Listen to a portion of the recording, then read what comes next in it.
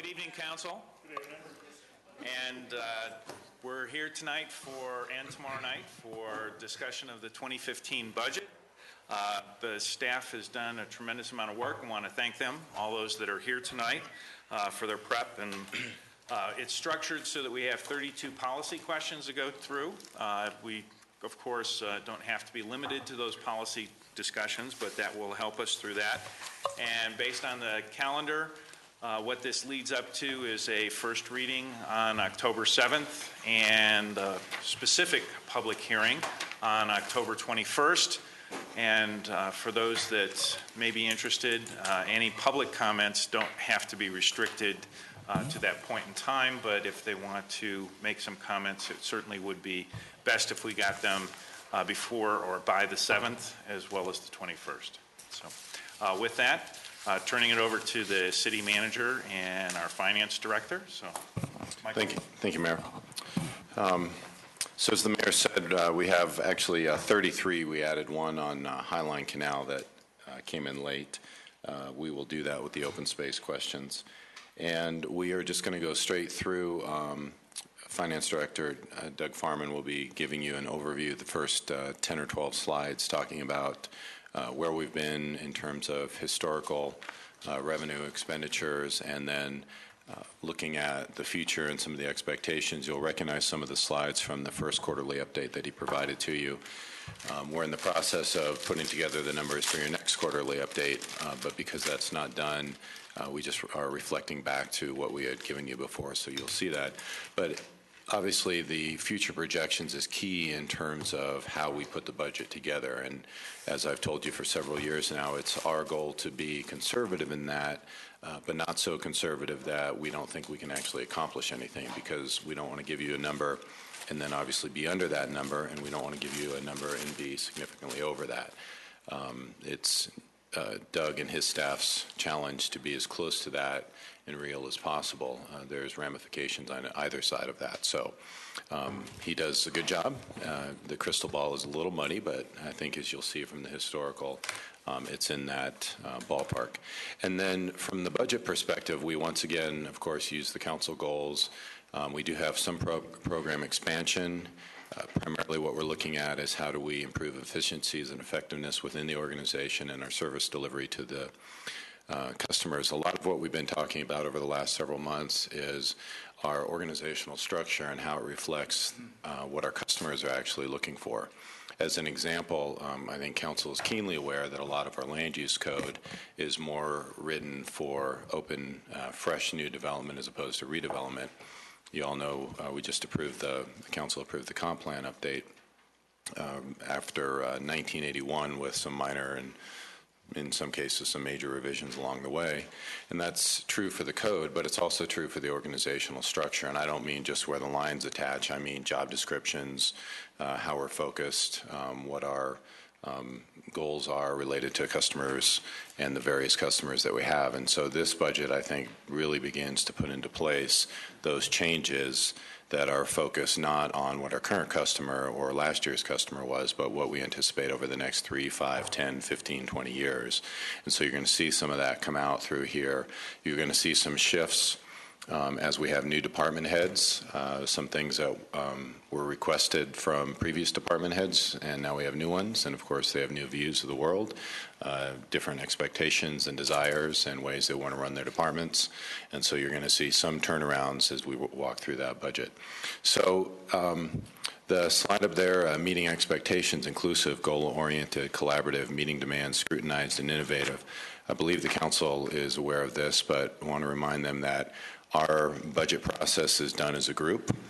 It is done with everybody sitting around the table and everybody signing off at the end of the day. So everyone participates in the conversation. Everybody has a chance to say, I support that FTE, or I don't support it, or I support that expenditure, and I don't.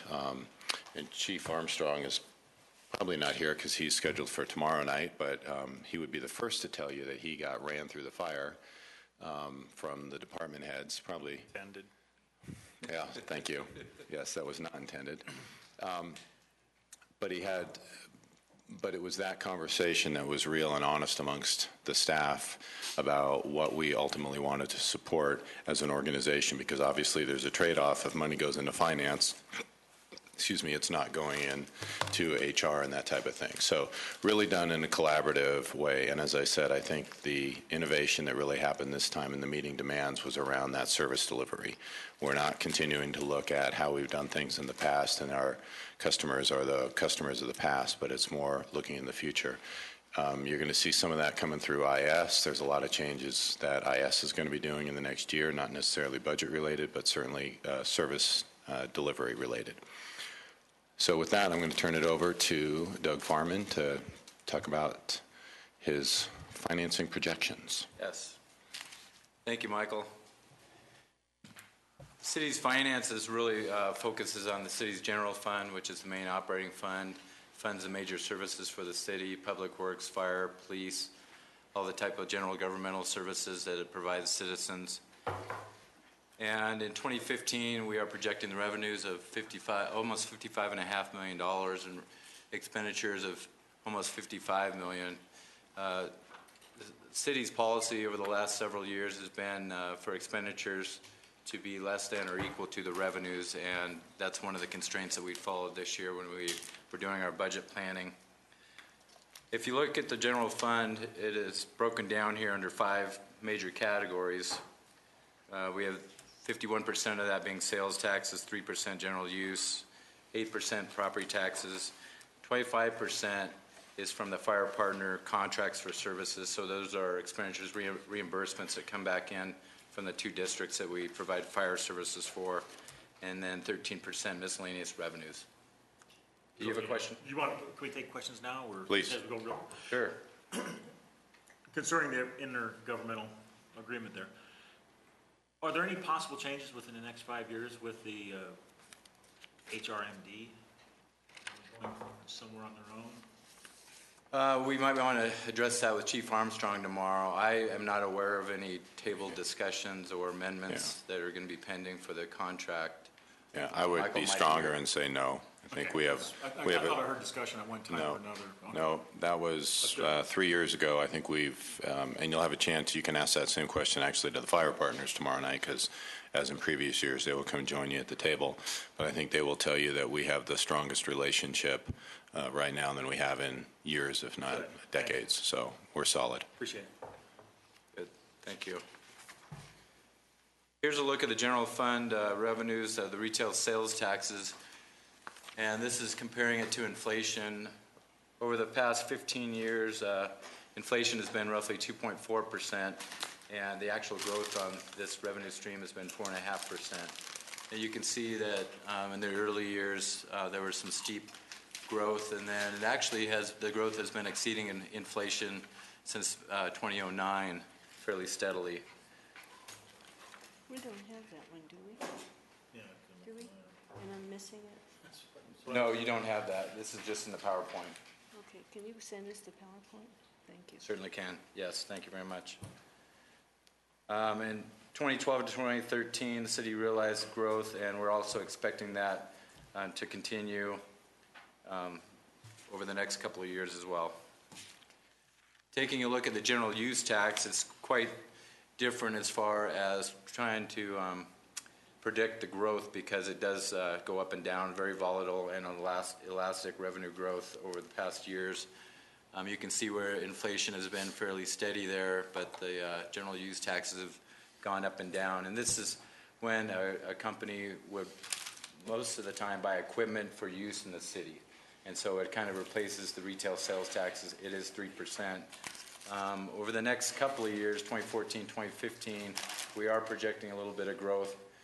We are having some development projects in the city right now that have started, they're underway, and as businesses move into the city, they'll be buying furnishings and equipment, using those in the city. So our use tax will hopefully be growing in those couple of years, but it is very difficult to predict. And nationwide, capital investment is supposed to grow fairly substantially over the next couple of years as well. This is So that's also for the folks that pay online purchases, the general, or that's a different tax? When people buy things online? That is, yes, and we do get, that's mostly voluntary compliance, but yes, if they make a purchase online and they're buying it from out of state and they're not charged the sales tax, then yes, they would be subject to the city's use tax, and they should remit the 3% to the city. This is a slide that council did see from the first quarter 2014 financial projections. And as Michael said, we're working on the next quarterly report. We need to incorporate some of the budget information into this. But you can see that in 2013, the net operating margin was 5.6%, and that means that almost 6 cents of every dollar went to the general fund balance or was transferred to the capital projects fund, because that's a major funding source for capital projects. And you can see the projection for 2019 is for that to shrink to 0.7%, or roughly 1 penny. So unless additional revenues are incurred or expenditures reduced, the growth rate of expenditures are anticipated to outpace revenue growth. That was the general fund. Unless there are any more questions about that information, we want to slide to the city's capital projects fund, which is another major fund for the city.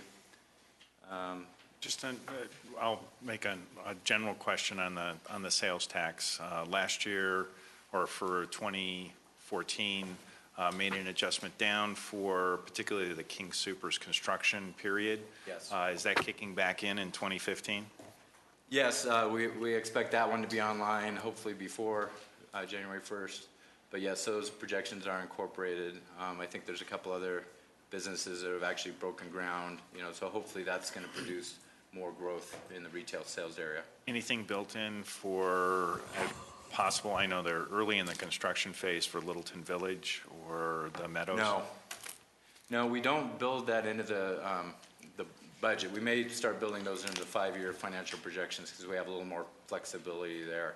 And hopefully, once we see that moving toward certainty, then we will build those estimates. Then we need to probably garner some better estimates on some of those revenues. At least see a business license request. Yeah, so we're moving in the right direction. So Doug, on the King Soopers tax revenue, that's going to be for the first 3 years, is it the historical amount, and then Doing up the to split. year 5 or something like that? Yeah, I don't remember off the top of my head, Something but like correct. that. So about year 5 there.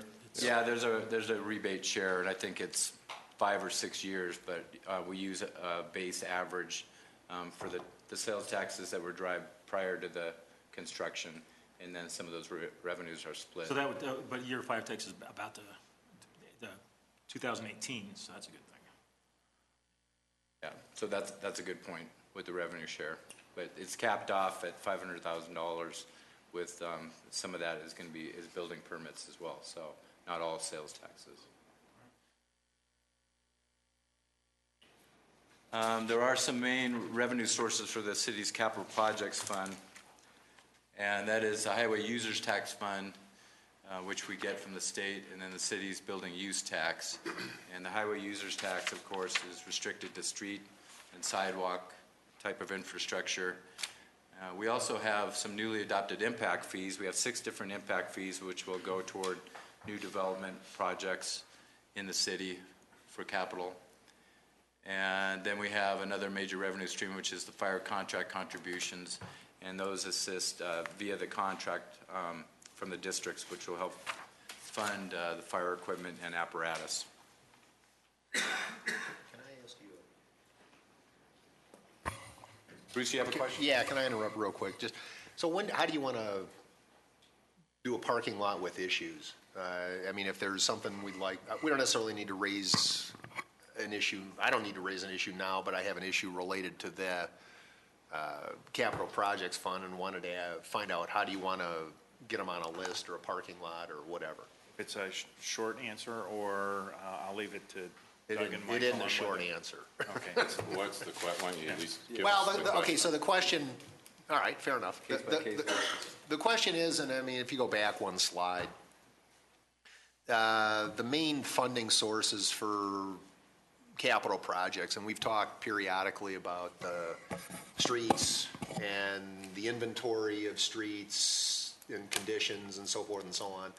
And we've had, I don't know, conversations informally over some period of time about some level of consideration of asking voters to potentially increase property taxes for a finite period of time to help pay for the cost of incremental street repairs, for example.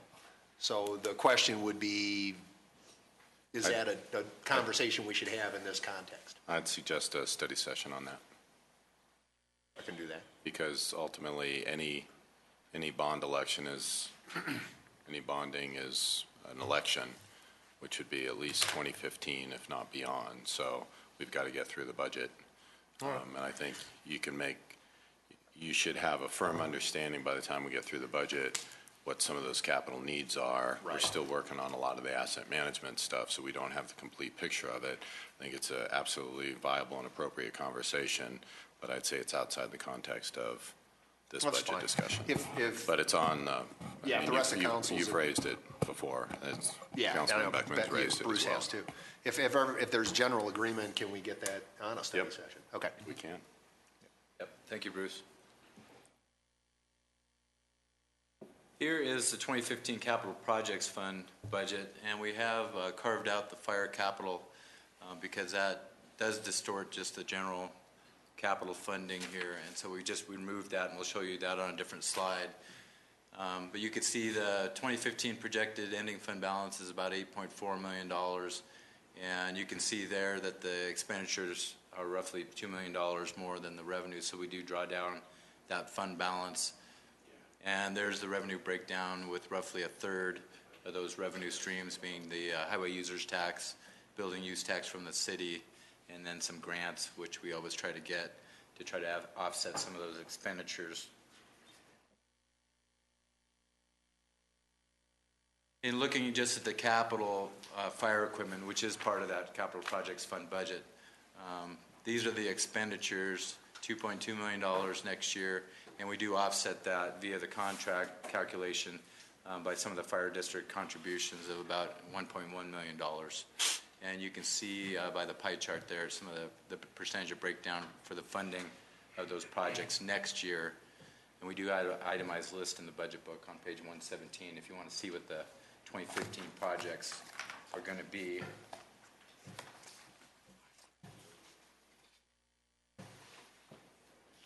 This was a slide again from the first quarter financial projections.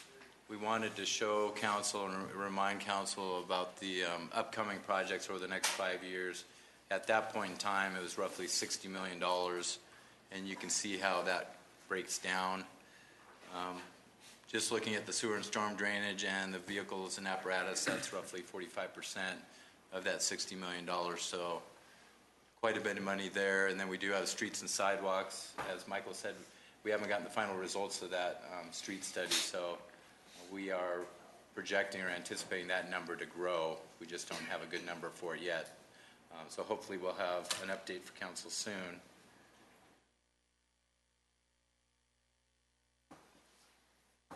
This has been updated a little bit. It was provided to council in the first quarter projections, but we have updated the numbers here based on the proposed budget. What has really changed a little bit is in 2016 we really have a spike there, and we have outlined the 5-year CIP, the capital improvement program, on page 255 if you want to see. It actually are some various projects. I know there's a lot of radios we have to start replacing for police, fire, and public works in 2016. So that's on the radar screen for about $2 million. But there are some other building improvements and some fire apparatus that is in that number as well. And then after that, unless something else comes up, it starts to even out a little bit more. But you can see that the project needs really outweigh the revenues at this point in time. I'm just curious, the one line is flat. How does that stay flat? I mean, what's going on there? It's just flat. Stay flat. Pardon? It doesn't stay flat. And I think we do this every year. Sorry, Doug, I jumped in here, but the future isn't known. So the reality is that it will look like 2015 and 2016. He just redlines it essentially where the leases and the HUTF known numbers are. But any year, capital can go like this. There's no real trend line for it because it's whatever council wants to expend out of the capital fund for it. So we just baseline it because it's impossible to anticipate what the council will want to spend for it. So it's not a real, in reality, it's not a full future projection. Looking at the past is much more accurate in terms of seeing it go up and down. So you might want to do that as a fantasy up there. Yes. And as we're talking about potential future study session items, the output from the ESCI and the strategic plan should probably be a discussion that we have. When we get one, we will schedule it. Don't hold your breath. Thank you. This is a new graph. I remember when we were doing the first quarter financial projections, Councilmember Cole asked about kind of segregating the storm and sewer utility fund projects. Well, I have done that in this graph, and I also excluded the open space because right now they have pretty much a dedicated revenue stream for open space. So this is just looking at the capital needs that have excluded those projects, and then we have some revenues, general fund transfer. As you can see on the green line, it is trending downward, and we always try to transfer the surplus funds, and you'll see that this year for 2015, $440,000 anticipated. If the expenditures are under budget, which they normally are, then we will transfer to capital whatever we can within the budget limitations. But right now that's the anticipated amount, but you can see that trending downward. And then we have the use of fund balance for capital projects, and then the ending fund balance in that orange number, and you can see how that really dips right now, unless there are some other revenue streams that come into play for capital. Of course, we do have the impact fees now, which will really help with some of the new development that's incurred within the city.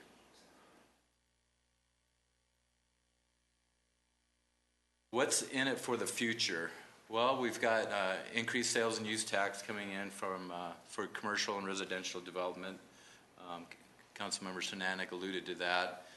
So as those projects are underway, we do have some projections for 2014, 2015 about projects that are moving along. So those will be built into the projections. We do have a recovering economy that has provided a lot of opportunities here in Littleton for growth. So hopefully that will continue. And then we have some business use tax that is being derived. That goes in the capital projects fund, and that funds some of the capital projects in the city. So hopefully that will continue, at least in the short term. We're projecting that it will. And then, as I alluded to, we have 6 different impact fees. We actually we're projecting I think about $5 million fund balance for the impact fees at the end of next year. So we are expecting a lot of some projects that we'll be paying for the impact of those projects. And just an example, we have the transportation impact fee fund balance is expected to be about $700,000 next year. So you can see how that can really grow and really could aid to some of the infrastructure projects. I've got a question, Doug. I don't know if this is on. Earlier you showed the chart that shows the lines beginning to move closer together in the 5.6% margin for this year, moving down to The general fund. for the general fund 0.7. Do any of these impact that general fund number that you have the projection for? These are all either separate funds or will go into the capital projects fund, so it's dedicated to capital. Thank you. Yeah. The challenge that we all have, a couple comments on the impact fee. One of the things that when we had gone through the impact fee ordinance that I'm sure you all recall is we really only have kind of one shot at the apple, if you will, on this. We have the NSER, we have Marathon or Littleton Village, Littleton Commons, and I want to say there was one or two others, and that's really it. And so that 5 million that Doug talked about is really what you can expect after that. Those numbers tend to drop off. They drop off significantly. And so that 5 million doesn't continue ongoing because it's all development related. And then the Councilman question, the real challenge that we're running into, and we've talked about this over the last couple of years, is the only real fund that you have going into the capital fund that you have discretion over is the difference between the revenue projection or actual at the end of the year when we do the transfer and what our operational costs are, which of course is putting incredible downward pressure on operational demands, and to ensure that there's some level of transfer within that number going into the capital fund. And so that 5.6 to 0.7% that Councilman Beckman alluded to is solely derived from how much downward pressure we can put on the annual operations costs for it. And since the vast majority of our revenue or our expenditure is in people, which is our greatest asset, it's a challenge to continue to push that down. What we're doing is what I opened with, which is looking at our operational efficiencies and effectiveness to see if there's ways that we can do things without adding staff, because we are not a growing community in the sense that we're annexing new land. We've got a lot of new infill development, that type of thing. But the demand for service certainly is still there, and it's that differential that Councilman Beckman was alluding to that we need to ensure that there's still some margin in there, because that obviously pays for operational, but is also how you fund your capital fund absent the conversation around additional revenue through mill or property tax or something like that. So, I mean, important concepts to keep in mind as you're going through the budget and thinking about expenditures. Very good comments, and I appreciate that, Michael. And with respect to that, you will see some of those, we call them more one-time only types of revenues. You will see those in the next quarterly report as we look toward the future. There are going to be fewer and fewer catalyst projects that will bring in revenue, especially for the capital funding that the city needs. I think the capital needs are growing at a lot faster rate than the current revenue streams are able to maintain. So on Roman numeral 9, the second paragraph, the last part of the sentence is, however, dedicated resource, revenue source for the fund will need to be needed in the future. So do you have anything in mind what would possibly fill that need? Well, I think that needs to be discussed. I think there are various things that could happen. It could be an additional sales tax. Property tax is not going to, raise to property taxes will not probably provide the funding that is necessary for capital. So dedicated, perhaps as a sales tax, something like that. Not like a new business coming in, shot in the arm type thing. Yeah, because a new business is going to be more one-time only revenues. It's not going to be, Right. I mean, there will be some, if it's a retail business, there could be some ongoing retail sales tax there, but. So the source you're suggesting here is going to be something that's an ongoing, fairly consistent. Yes, definitely ongoing and something that could be sustainable. Cool, thanks. Anything else you wanted to add there, Michael? No, I think we're ready to move on to the policy questions unless council has any other questions for Doug. Chris? And I guess it relates to the question that I asked about the lines as they converge. I tend to be fiscally conservative, and I look at a future issue, and I wonder whether we should begin today to do more to find resolutions to it in anticipation of it, rather than, kind of putting it off for another year or seeing if they get closer or whatever. I also think that we've identified, and we talked this evening even, we have the infrastructure issues that are not getting better. So without a fund balance to put into the capital funds in the future, as the lines become closer and closer, I'm concerned that we won't meet our our needs for infrastructure repair also in the capital fund unless we begin to think today about how to get there. I couldn't agree more. I would say that I've been making that statement for the last 2 years' budgets, that the council really needs to be cognizant of the long-term capital needs. We do not, like many communities, have a dedicated revenue stream for capital. You're living off of that cream between that revenue and that operational that I spoke of before.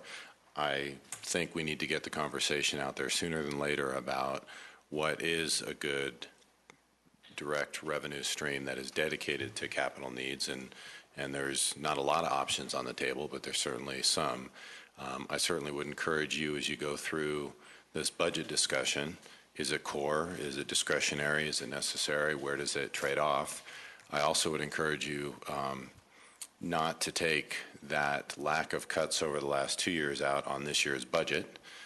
Certainly can if you choose to, but I think that we have been conservative in all of these budgets. We have put in all the discretionary in front of you over the last couple of years. There haven't really been any cuts historically, so we do continue to kick the can to an extent. Money is very cheap right now, and so our debt service, while we have some debt, is not expensive debt. There are trade-offs, and I think when we get into discussions of lease versus purchase, Doug has some opinions about, do you keep the cash and the liquidity that comes with having the cash as opposed to paying down, buying things, and then not having the cash should you need it at some point. So there's some issues around that. There are some things that we're looking at doing that I think help clean up the budget a little bit. Just as a quick example, if I may, is getting into the fleet service fund, which is not a real fund in the capital F standpoint, like a restricted fund, but it's an internal cost allocation, which has held up several $1 million or holds up several $1 million that could be used for capital needs to help start to kickstart that, or should the council want us to pay down or not lease something and purchase, there's some opportunity for that in there. So there are some opportunities. I think fundamentally at the end of the day, we have deferred maintenance for so many years. As an example, Doug spoke of the street program that we just did, and I sent the council out some information on it this afternoon. Basically, you're looking at a recommendation from the group to go from the in rough numbers, $1 million to $3 million if you want to see some improvements. So we've been doing a great job at maintaining kind of a sea-level street system at $1 million. Those costs are starting to go up and the streets are deteriorating, so you're looking at about a $2 million to maintain what we have, and then if you actually want to improve the quality of our street system, now you're starting to look at a $3 million. So that's a significant increase. In the budget this year, we went from $1.3 million in 2014 to roughly $2.4 million this year in total transportation, streets, sidewalks, et cetera. So we're trying to do some of that incremental catch-up for it, but it's not sustainable over the long term. Forgive the terminology, but nickel and diming the budget is not going to make the difference at the end of the day. Not that you should say yes to all the policy questions in here, because that's certainly not the intent, but not doing something at $100,000 or $50,000 is not going to cause or solve the systematic problem that we have, which is not a dedicated revenue stream to the capital fund. And that's, I think, Bruce, what you're getting at is we need to have that conversation, and that's what Councilman Stallman was also referring to. So we'll get that scheduled, and you guys can have that conversation. But keep it in mind as you're going through these policy questions. Was that 3 mil projection, is that a part of the 5-year projection in here? And as far as where the lines cross? It is not, no. Doug did not have that information when he was putting together that first quarter. Yeah, and the other big piece that I referred to earlier is we don't have the full capital asset needs in here as well. I mean, the guys are putting it in as quickly as they can for all the buildings, all the assets that we have, so those numbers are going to grow. That won't change those lines because what he's looking at there is revenue, general, and expenditures. But it's going to shift that capital fund need up, which is going to, again, continue to put downward pressure on the operating fund because that's all you get to transfer. Other than that, you have HUTF and use tax, business use tax. So it's not a pretty picture. It's also not completely broken. We have the chance, and we've been saying it for several years, we can be intentional about our thought process and we can be intentional about how we work through this. But the time is now to start that conversation, and the council to date has chosen not to do really much of anything with the discretionary funds. That's fine, but that means that we have to look at it, the impacts on the totality of the budget then, and figure out how do we minimize the continued increase with it. At some point, we're going to have to decide what services we're in and what services we're not in. Thank you, Michael. We can move on to policy question number 1 if we're ready. We should really change it to have some happy speak here before we ask for $1 million. Just violin Or music 2 million, in the background or yes, something, yeah. We need some hip hop song that it's going to be a good night. So about a month or two ago, Eric Savage and Mountain States Employees Council gave a total compensation presentation to the City Council, which was about a year-long, excuse me one sec.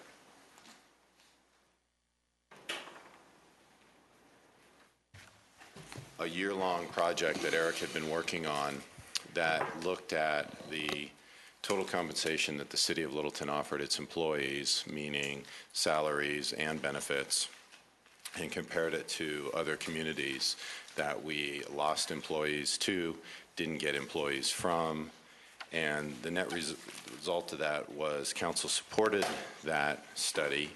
And policy question number 1, in addition to the highlights there, is the first-year implementation of that. You'll recall that the proposal was to implement it over a 3 to 5 year period. And so this 3% request, along with the highlights for a couple of the items that are listed on the highlight page, are the requests for year 1 of the implementation of that. And Eric is here, as you can see, to answer any questions, specific questions that the council may have.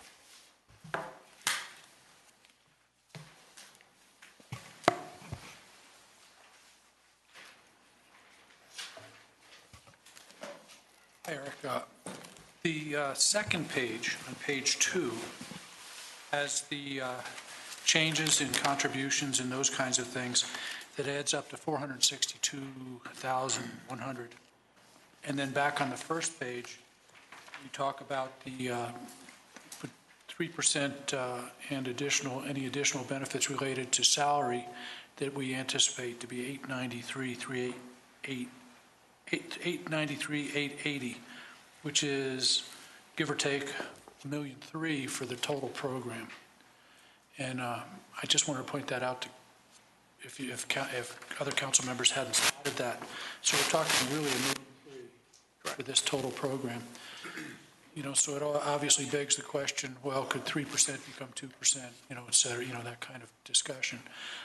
I do want to say that I think, as the city manager said at the beginning, the people that we have is our most important resource. We should demand a lot from them, and we should expect a lot from them, but I do believe that they provide a tremendous amount of quality. And as we said earlier today, nobody comes to work, without really probably trying pretty darn hard to get through a day of success. So I'm in favor of this, but I did want to point out that that's a total of 1.355, rather than just the 900 something that it looks like on the first page.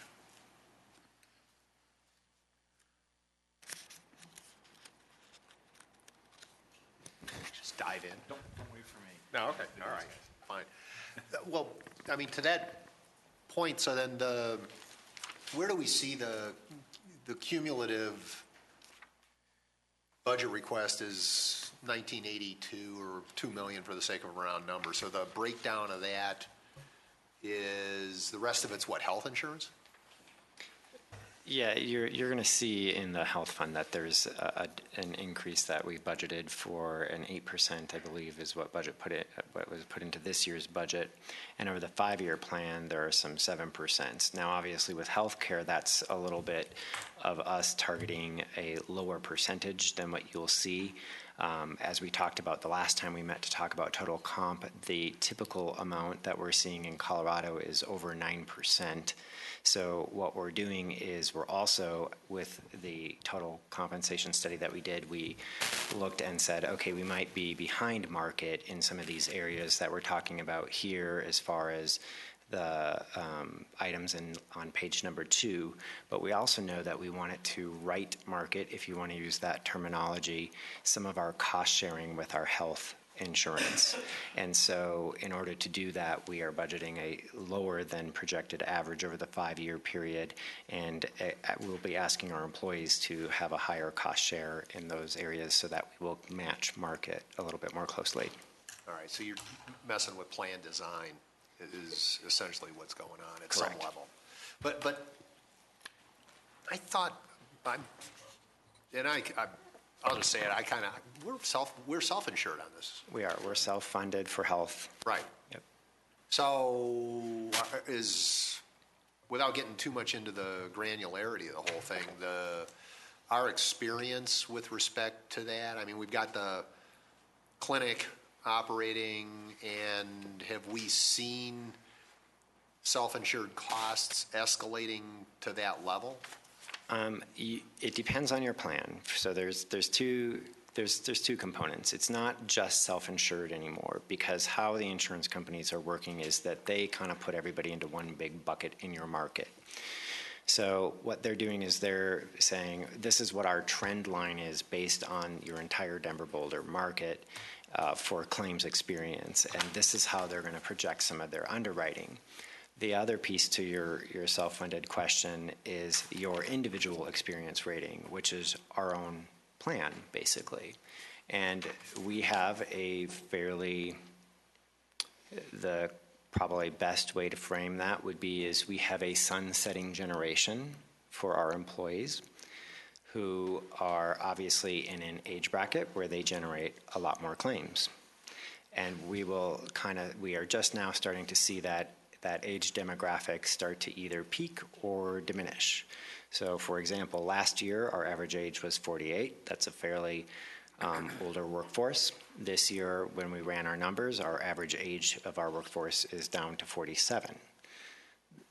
Consequently, when you have that as your age bracket, you're going to see much more claims until you can see the shift from generationally and age-wise of your demographics. But when you're that's a good point to make.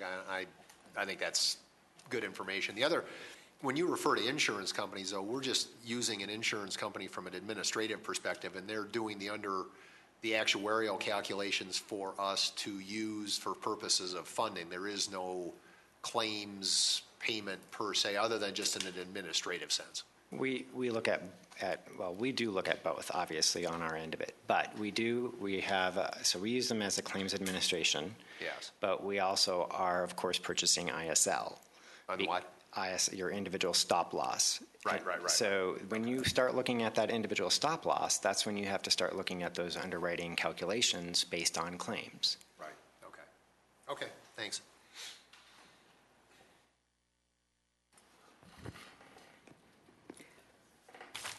Bill or Peggy, I think you had to. Go ahead. Were you going to say something? I know that Bruce was trying to follow the numbers there, so I was just going to add, we have the policy question 1 of about 900,000, budget highlights of 462,000, and then the difference is about $500,000 for that health insurance increase that Eric was alluding to. Right. So that adds up to the close to $2 million. Right. So. Okay. Yeah. And that's not another policy question. That's just if you assume if we approve the whole thing, it's just going to show up in that particular fund. Correct. Yeah. Because the health insurance, I think we see that as a part of doing business. I mean, that's pretty much what we have to do to just maintain claims. And technically, we could, give the raise, but nix the. Just go ahead. That's accounting humor. I hear a lot of laughter in the background on that. Councilmember Stallman may need an escort this evening. I'm driving a blue Volvo. You assume he can get out of the room. There's a reason we start with this question. Councilmember Cole? Yeah, so first a request. I think people were referring like page 1 and 2. Let's make sure we refer to the actual number that's here, like A and B, until we get to the numbered pages. Sure, For yeah, us, and I mean, some people at home, I think, may have these, and they're trying to track what we're looking at. But in terms of how we compensate, in my head, it is really important that we are competitive in the metro area, because otherwise we get people trained and then they get recruited away. And that's a huge, from my view, that's a huge impact on the ability to operate efficiently and effectively. So I'm wanting us to stay competitive.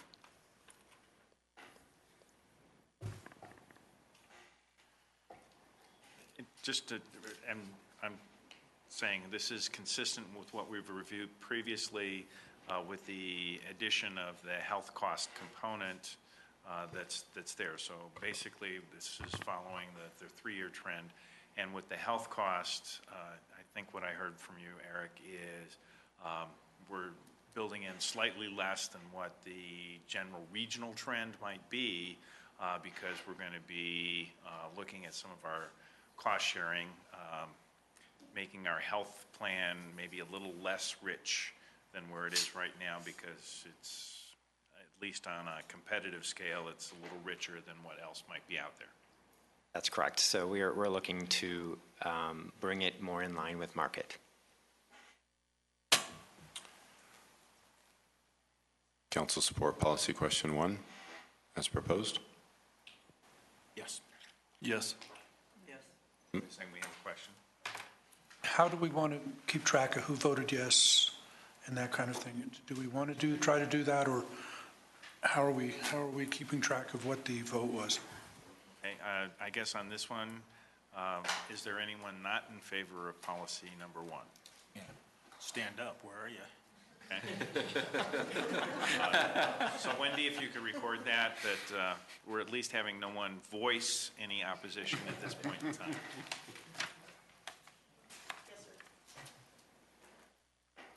Thank you very much. One of the things I would just mention as council between now and first and second reading is that in the budget highlights, if there are questions, I know from discussions that Eric has had with our total compensation committee, because you recall that the prioritization of what we wanted to fund with the, while it seems like a large number, it is, as Councilmember Cole, we are trying to ensure that we are market competitive. Those priorities in the budget highlight came from the total compensation committee, although there are probably some in the priorities that if council really feels at the end of it that we need to pull back a little bit, I can pretty well guarantee you it is not going to be in the 3% pay increase. It's going to be in some of the voluntary match or some other areas. So should council have some questions or second thoughts as we get into it, please talk to me offline and we can talk about what those might be. And certainly do support the proposal as requested and appreciate council support of the staff. I do believe that the staff is the greatest asset that we have, and as Councilmember Beckman said, the people come to work wanting to do an incredible job for this community, and they are here for that purpose. So with that, policy question 2, which is on page B, does council support the creation of a program similar to Denver PS You Are Here, which is a micro arts project? We're asking for $25,000 out of the general fund. This is initiated from Councilman Brinkman, and we've got Deputy City Manager Mike Broughton who will discuss this, and obviously Councilman Brinkman will jump in as well. So, Mike? Thank you, Michael. This is what I just passed around was kind of the City and County of Denver's outline of the PS You Are Here program, both from the actual program guidelines, which are on page 2, and then the press release from the city and county on the first page. And the second one is just another program that's put together in Denver to identify areas that could benefit from murals. But what we're proposing here, what's being proposed is basically an opportunity for neighborhood groups, businesses, property owners to get together with artists and propose a project, basically city beautification, design improvements, landscaping, art installations, murals, public amenities like benches, tables, et cetera. We don't have a program per se lined out, but if council chooses to fund this, staff will go ahead and put together a full program to administer such a grant program.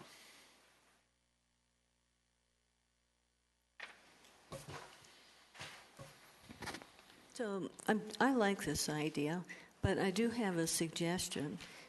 Because I was wondering, why is this under the city council here? It seems to me it should be in the grants, with the other grants, so we could address it here, but I'd like it really to be moved. It's not there's no entity to make the grant application. It's us. Yeah. We are the grantor. There's not an entity asking for the money. This is the staff asking council to support it. We would manage the program. Citizens or somebody's going to be asking for it.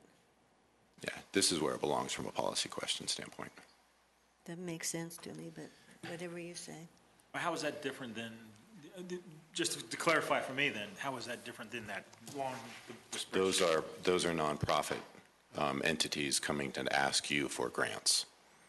This would be more Formal entities, and these are informal. No, there's no entity. This is the city of Littleton asking for this. This is equivalent to the downtown historic 50,000 or the 50,000 that we do for businesses throughout the community that we manage.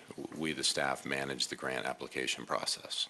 Okay, so this isn't along the lines of the neighborhood request for beautification money or something like that? Yeah, it'd be along those lines. We manage that. That's what I was thinking. Yeah, it could very The well staff is asking for the $25,000 to administer a grant program for micro arts. Okay. There is no other entity involved, which is why it doesn't belong in the grant application section. Precisely, yeah. So, Mike, with you said landscaping. So hypothetically, the Crabapple Trail people are running around doing, putting flowering crabs around and as a beautification effort and promoting the Guinness thing. Would that qualify for something like this? It could potentially, and that, again, that would have to, if you agree to fund the program, then we could flesh out all those details that would need to be. And also, if there's any acquisitions involved, of course, the Fine Arts Board would also have to be involved in some of this as well. Can't get a lot of. So, and granted, the size of it, you're not going to get a significant acquisition by any means. Not a piece of art. Yeah. For that. I mean, that's one piece. For what Denver does, they've outlined that the whatever they purchase or pay for has to last three months to a year, is what they're hoping. Just it's temporary to permanent beautification. So it just depends on the project. I mean, I don't know. I'll wait. Go ahead. Mike, from what you've seen elsewhere, because Golden also did a program like this, was actually done in a particular day, and it involved an artist, but it also involved citizen volunteers in an effort. Is something like that envisioned, and how might success be measured? Mm-hmm. Well, I think the program is what neighborhood groups and what businesses and property owners and whomever get together to put these projects together, it is what they'll make it. How success would be measured is, are you defining and are you making a place? Are you improving the environment so that it becomes more vibrant, more attractive? Are you making an improvement in the community? And that of course is tough to measure, but that's kind of the idea behind it. One of the things that, and I'm at least aware that Golden has done with theirs, is They actually engaged the citizens in a choice among the project. And with that, ended up with volunteers that also participated with the artist. Is something like that envisioned? The citizens would have to come to us with the project to have it funded, so they would have to be involved.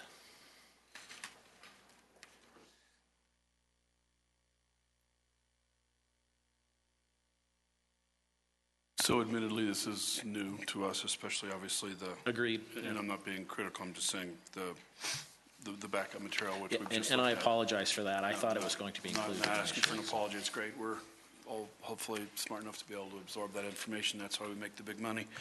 So I would comment that, notwithstanding the fact that it is kind of new, I do like the fact that we're not creating, we're not creating something brand new, that there's a model. Obviously, Denver exists, so we could go to school. We've talked about that on a number of other topics, going to school and what somebody else has done to keep from reinventing the wheel. I think that I like the fact that there is an opportunity for the folks that are applying to have some skin in the game by virtue of volunteerism or providing something. I also really like the fact that there are some exclusions, which I think are really good. And I won't talk about them. They're on the one back to the third page, talking about ineligible projects and expenses. So obviously somebody has thought about this a little bit to say, there's some parameters for what we do and what this really isn't for. And the fact that staff is going to be drafting essentially the parameters for this gives staff the opportunity to really create something that it believes is helpful and appropriate. And I guess lastly, I would just say that I'm kind of on record of saying that we need new, fun, different, and interesting, not same old things. And if for this relatively, a dollar is a dollar, but relatively small expenditures, I'd be willing to kind of shake it out and see what happens. Thank you.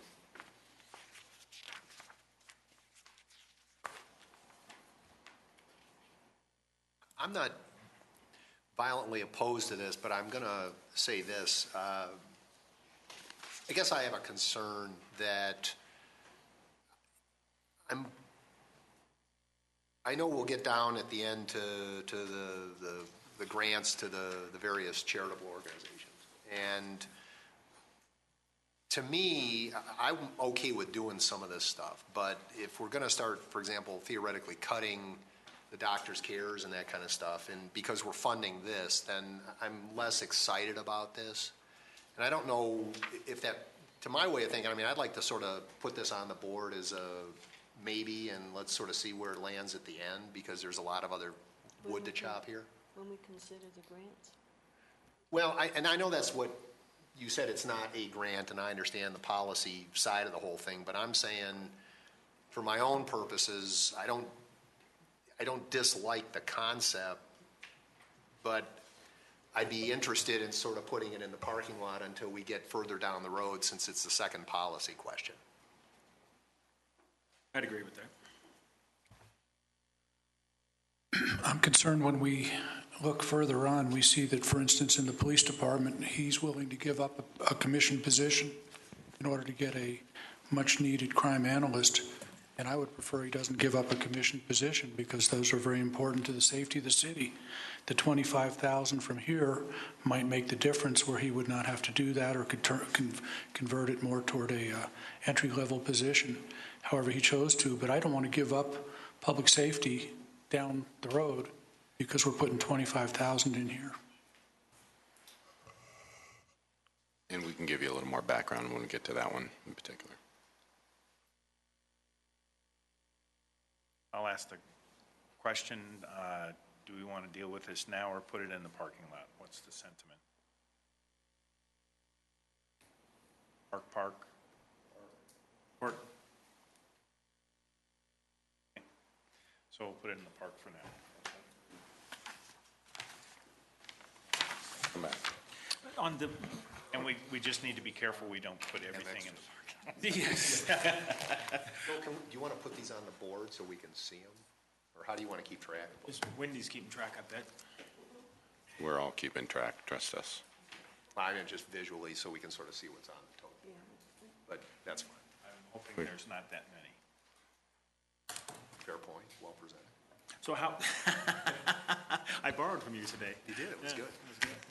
How are we addressing the budget highlight items We are right now? there right now. Cool. Because I have a question on the one on the increased travel and training, where we had budgeted the, what, 20,000, whatever it was? And it looks like we're doubling that by year end? And now the proposed budget is 40,000? What, help me again to understand, why did we double it? Because council is getting active in travel and training, which we believe is a good thing. Historically, we had basically one council member who participated in activities, and it quickly grew over the last 3 years to where there are some things that all 7 of you go to, or in certain circumstances, 5 or 6 for sure. So it's probably much more realistic about where it needs to be in order for you guys to get the information. And that's pretty much what you have in here. Correct. Yeah. Yep. Yep. It's just reflective of what's actually happening, which again, we think is a good thing. Okay. Thank you. You're welcome. Okay, the city attorney had no policy questions. And in the city manager's office, we also had no policy questions, but we had a couple of highlights that we just wanted to point out. Town Hall Arts Center has requested an increase in funding of about $6,000. I can't remember the last time it was increased, but it was a long time ago.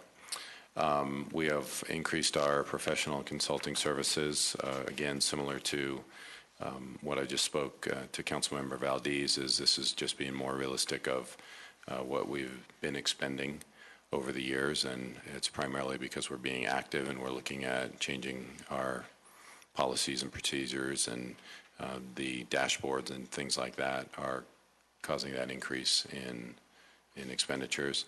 And then the shift in the Greater Littleton Youth Initiative is accounting only, but you'll recall it was an intentional action that I began in my conversations with Kay Wilmishire, and I think has been fully supported and vetted with the council, that we shift away from having a staff person associated with Greater Littleton Youth Initiative and move her much more into the senior services realm, which is really what she's been focusing her work on this entire year. She made that shift at the end of 2013, and it is in full force right now, and so this is just reflective of that. I'm going to have her continue to focus on that. I think it's imperative that we spend the time and resources on that, and so that's what this reflects. In communications and marketing, this is page C, policy question 3.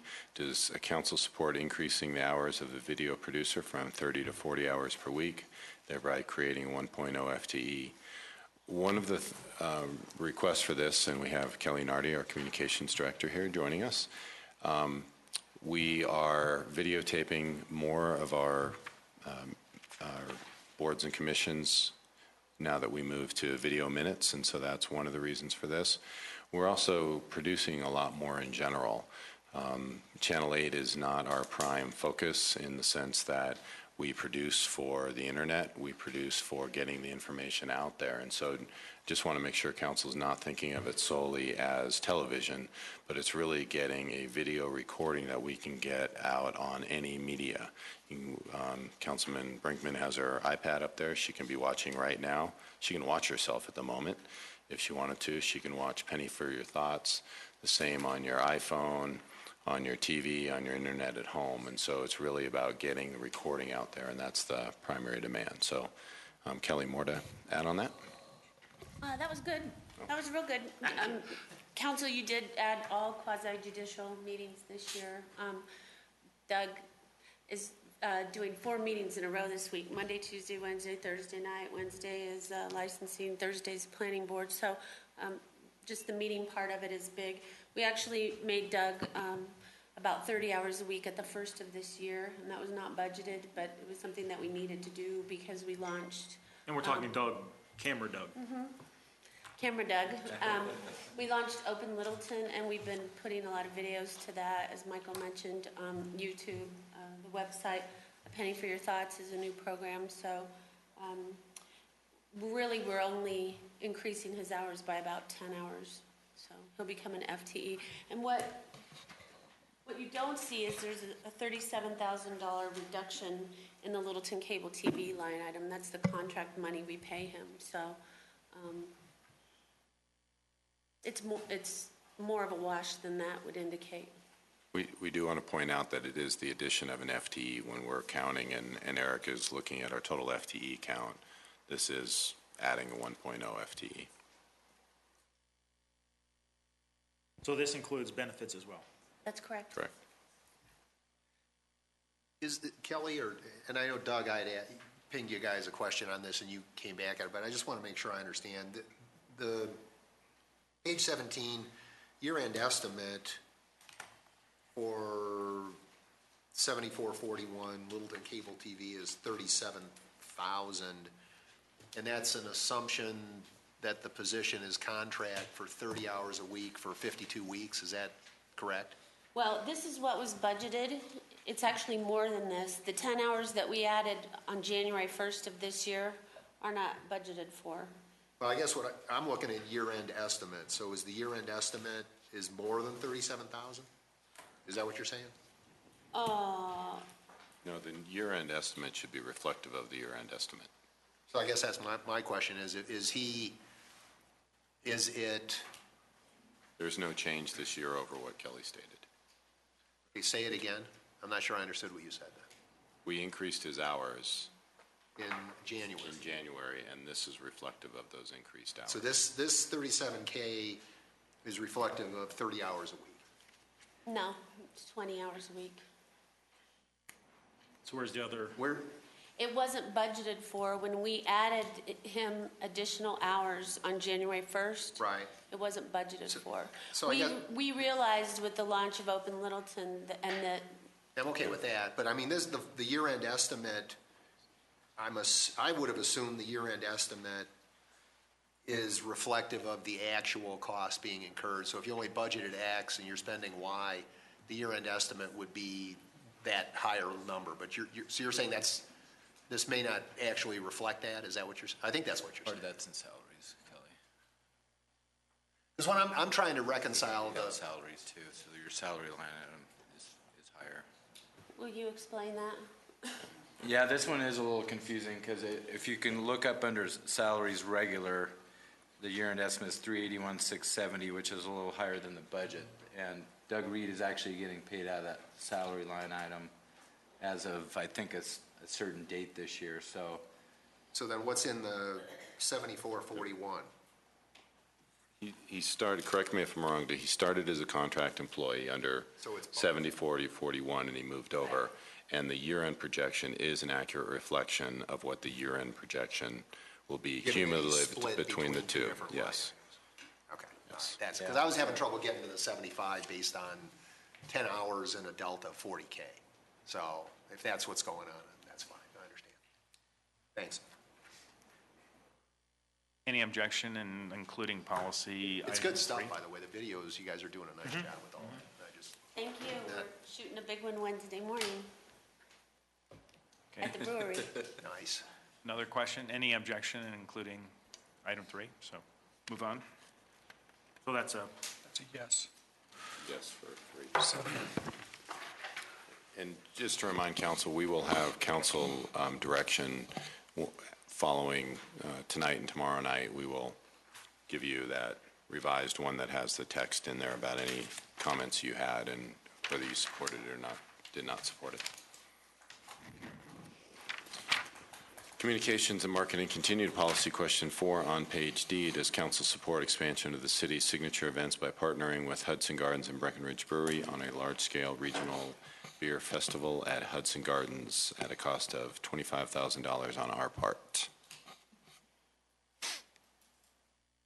And we've already developed such a great relationship with the marketing people at Breckenridge Brewery. As you know, they were a big sponsor of the Criterium, and they're very enthusiastic about doing this. And so they'll take care of the beer. Hudson Gardens will take care of the venue, and we'll use this money to market the event. Andy? Random sampling of one, the LPS honors that we did. couple months ago. Breckenridge, who had not, even broken ground at that point, proved to me at least that they were incredibly great corporate citizens, and I would very much like to welcome them in joyously into our city. And if this is something that we can begin to show how much we appreciate their presence, then I'm all for it. If we give you 50, will you do 2? How could I say no to that? Doug, I have a question for you, please. It says page 17, but where is it on page 17? What account number is it? Oh, I'm sorry. That's under the special events line 0110-7461. That goes up by $50,000 next year. We've got the 25 here for the beer festival, and then I think Kelly's going to explain the other 25 as a budget highlight for the anniversary. What? Page 17. It's toward the bottom. It's 7461 special events. Okay. Fourth line from the bottom. So if that one is a Got it, go, yeah. then we can. When part of my problem I was having when I follow this stuff from year to year is perhaps if we could use account numbers as well as page number. Because like in that case, I'm looking all over for it going, where the heck is it? But if you would have Okay. listed it under that account number, that would just help me, is all. Could put the If it isn't a big deal. 4-digit account number, would that help? That would work for me, yeah. Okay. Thanks. I just think it's important to emphasize that what we're doing is not so much funding the purchase of beer as we are funding a special event. Because I got to tell you, there's certainly some citizens that would question us spending $25,000 to buy beer. And I see it as much more than that, but I'm apprehensive about that issue. Yeah, and It Kelly, wouldn't right- be buying beer. Our part of it would be marketing the event. It would be television, radio, print advertising, online advertising, that sort of thing. Breckenridge will take care of the beer part. And Hudson Gardens, the venue, so. clarified? Questions, comments? Any, Peggy?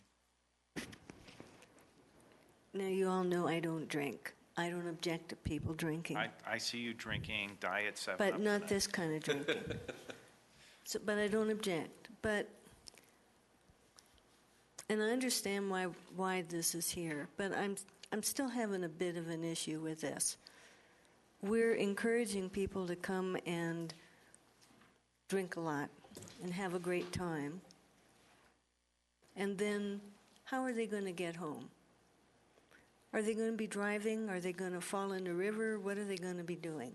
I know that sounds silly and probably old fogey-ish, but I understand all this. But I don't know that I'm comfortable spending city money on a drinking event. I think our light rail system is underutilized, and we might be able to direct them to there. It's only a couple blocks walk directly to the east. Well, yeah, but a hell of a lot of people don't live near a getting off or getting on light rail station. So, I think it's like any other event, whether it's one of the concerts or anything. In this day and age, cab, designated driver. That's just table stakes for anybody that's doing this kind of stuff. So people have to use good judgment. What we're trying to do, I think, is provide an activity that's, again, Littleton focused, sort of an entertainment corridor kind of thing, and will draw a lot of people regionally. It's the same thing at like Mile High Stadium or something, or the Broncos game last night. They've got to, people have to use judgment.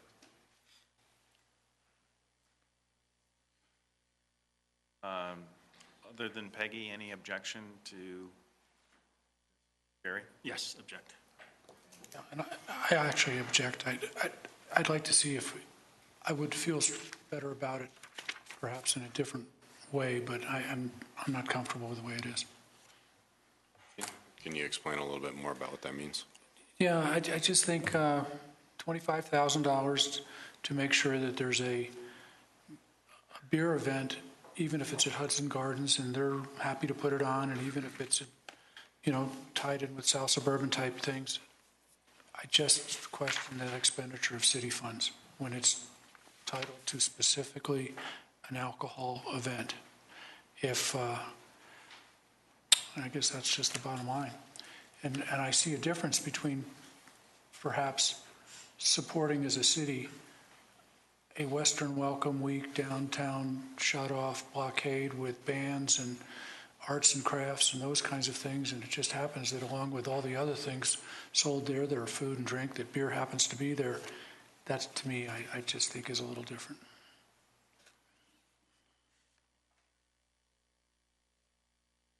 Cindy, did you note that? 3 objections?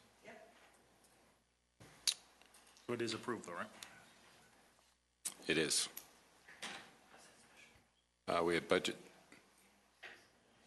Doug's going to shift the PowerPoint slide. Budget highlights, we have increased printing and binding, budget by $20,000. And in anticipation of the city's 125th anniversary next year, we have added $25,000 one time only for this particular event. And the staff is already starting to work on that. So I have a question. So I'm assuming that that $25,000 for the anniversary, that includes marketing, party time, some police time, and so forth? It's what I mean, a staff's, whole bunch of things, right? I'm just trying to understand what that's for. And will we have souvenirs, mementos? Kelly is a fan of souvenirs and mementos. Just go to her office. Ouch. Said with love. We might Actually- actually sell some mementos.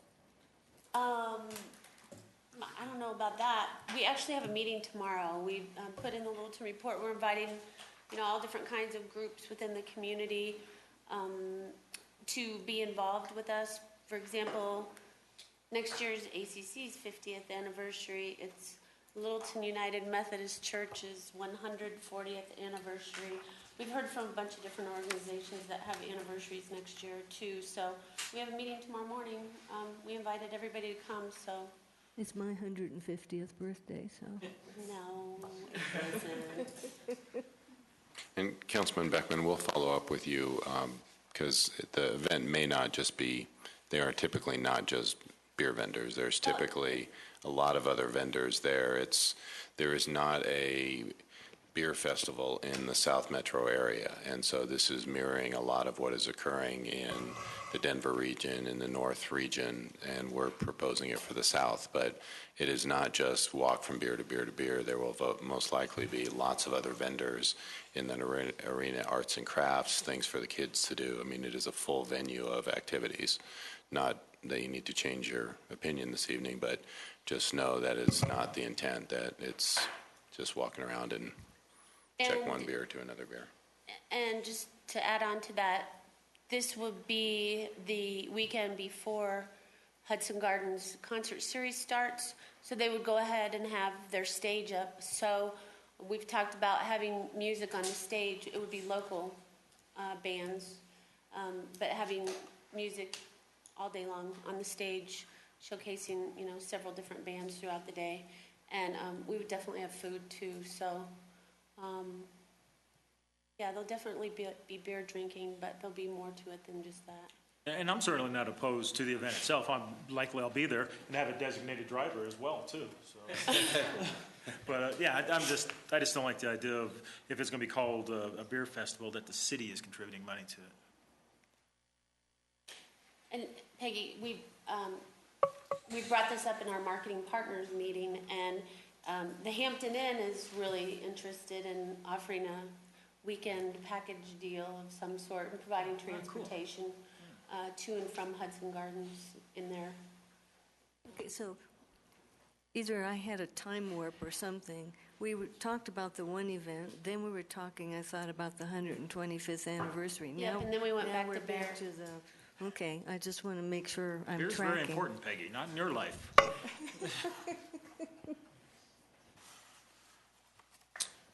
Okay. Okay. Cool.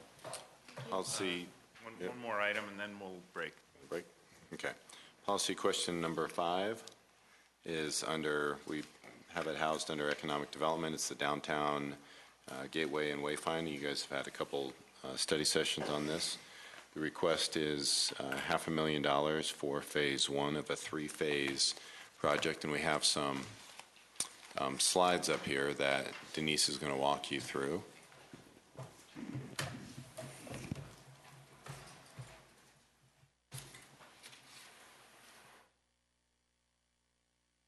As Michael said, you all are somewhat familiar with this whole project. Sorry. As Michael had pointed out, you're all pretty familiar with this project. Because of the scope of it and the overall expense, we thought phasing it might be a more appealing way to go on this. So I just wanted to give you a few details on how we might do that. What we looked at for phase one was what could we do that would have the greatest impact. So what we were including is the West Gateway, which is, this is what it's going to look like. And the reason we chose the West Gateway is that we took a look at, when you Google how to get to downtown Littleton from areas like Highlands Ranch or downtown Denver, they point you to the Prince and Santa Fe entrance to downtown. The other part of this is that there would be less of a change to the actual area where the existing sign is, so it would be less expensive to go ahead and put this Western Gateway in. So that's the north. Is that north? Pardon me. Pardon me. Yes, that's the North Gateway. I apologize. So again, that's where Google points you, is to the Santa Fe and Prince entrance to the city. Then we took a look at where we might need these auto pedestrian signs, and the map at the end of this will show you the places that we want to put them. There's been a lot of work done for these historic photos that are at the top of these signs, and I think that you'll find that this is going to be a really interesting part of the project. So we decided that we would also do something on behalf of the vendors on the side streets, because that was the main motivation for this, is how do we get those people that operate along the side streets to be more visible. And these are just the side street blade signs, and so we will put all of those in place as part of phase one. And then just as a sample of these informational interpretive signs, we're going to do 2 of these taller interpretive signs with photos and historical information. To begin with, we'll put one in front of the Carnegie/Melting Pot. There's a lot of interesting history there. And then one in front of Town Center. This project lays out like you see here. The lighter blue dots are going to be those larger auto pedestrian signs. We're going to make sure that we put a couple of them in the light rail areas, and then at pretty important intersections around the downtown Main Street area. The dark blue are for the side street signs that will give us more visibility for the side street businesses. And then the 2 orange will be those 2 interpretive signs, the one in front of the Melting Pot and the one in front of Town Hall Center. And just to give you a quick idea, this map that's on the left, we want to focus our attention on phase one sort of in the Main Street downtown area for the most kind of consolidated bang for the buck. And then phase 2 and 3 will be in these outlying areas. So I'm sorry, if you have any questions about that, we basically split it up so that it would be fairly even amounts of $500,000 for 2015, 2016, and 2017.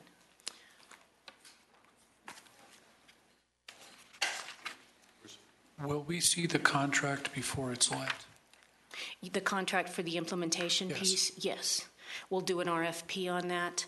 As a side note, we do have a Littleton sign company that has put a lot of this information together along with an outside company, very capable of doing this. So when we do the RFP, they will be included in that process.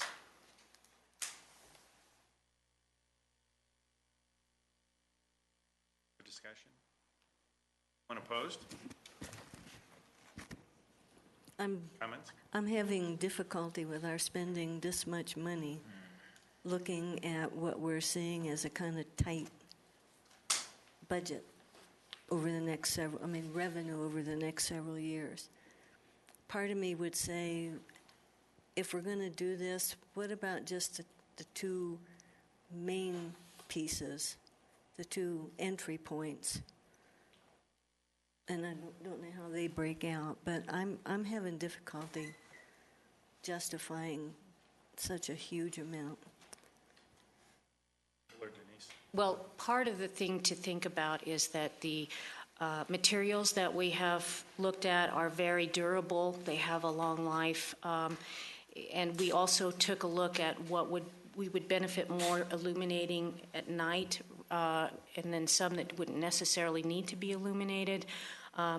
This is basically to raise the visibility of downtown, and part of this is the side street vendors have always talked about how invisible they are, and then we've had issues with merchandise ordinances and things like that, and then individual signage that isn't necessarily uniform or consistent in its appearance, and part of this would be to alter that situation.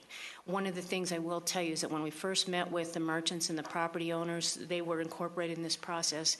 They said, we're really interested in this, but over the years the city has come to us several times proposing to do this, and they make the plans and they talk about it and they never get to the implementation piece of it. So they were really hoping that we could follow through and implement. So if I could comment on that again.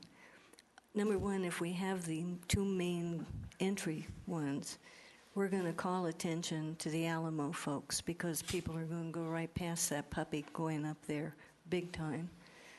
The other is what's really nice, what I'd love to do, my own life and otherwise, doesn't always square with the revenue stream. And I'm thinking we need to be a little cautious here. So that's... And I totally understand that, but I will tell you that one of the things that has benefited our attraction efforts is that when we talk to people that are thinking about investing in downtown in terms of property acquisition and improvements, this kind of thing is very attractive to them, to have this overall brand, this more consistent look for downtown, this ability for people once they get here who do not know the downtown area to be able to navigate more readily. So it has helped us in terms of just looking more sophisticated and being more appealing to more business in downtown. And I do believe that if you can direct people to more retail places, that you might end up with more retail sales tax generated. So, Denise, is there going to be any attempt to try and isolate or measure the incremental impact? I would really like to do something like that. Of course, it's going to have to come with the cooperation of the downtown merchants. We can work with Doug to take a look at sales tax increment increases, but to really measure it, we'd have to work directly with the vendors and sort of start at the point when the signs go up and see if they can draw more attention to themselves through the signs and then increase sales as a result. But yes, I think it would be really worthwhile to try to measure it somehow. One other thing to note about the other gateways, particularly the West Gateway, we're going to try and incorporate that plan into the streetscape plan that's coming up next year. It may require a little more change to make it work in an optimum fashion. So gauging the actual cost with all of the other things, the underground utilities and things like that, might be a little difficult to come up with. But if you're talking about gateways other than the West Gateway, we could certainly take a look at that as well. So if your interest is just in Gateway, we could take a look at the other two. Council sentiment at this stage? Yes. Yes. Yes. Yes. One no. Wendy?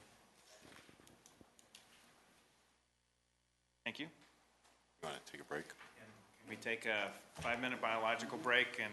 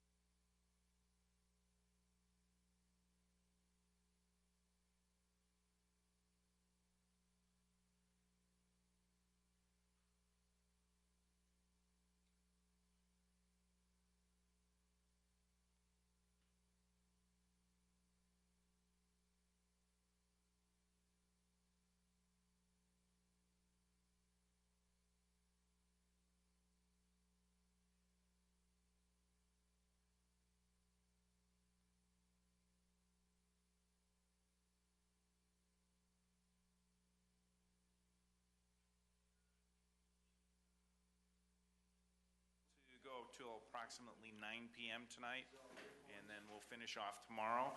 We may not quite handle the items exactly in the sequence they're presented, but I'll turn this discussion over to Ms. Stevens. Okay. Wait a second, I don't think he started yet. Okay.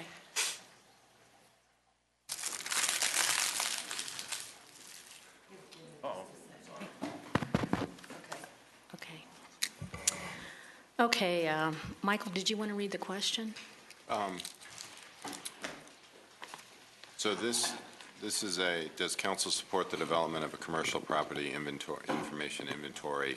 It's basically an enhancement of the work and data that economic development currently has, and it's a policy question for $30,000. We've got a couple slides in here to explain a little bit more about what it actually is. The place this started was as we had more and more inquiries from people looking to lease space in town or acquire property, develop property. They were kind of looking to us, what can you give me that provides me with the essential information, say if I want to put a contract on a property that's available. We looked at what was out there, and there's some interesting things, but nothing puts it all together in one place.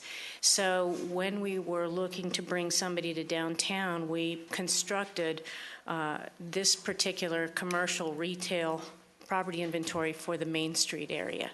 So this was all hand-constructed by staff. It took a large number of hours, but it's been the model upon which we do a property at a time. So if anyone gets in touch with our department and is interested, we give them the same things.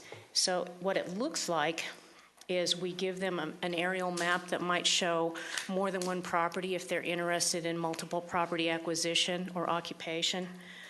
And then I apologize, this is kind of small, but what it will include is a current photograph of that property.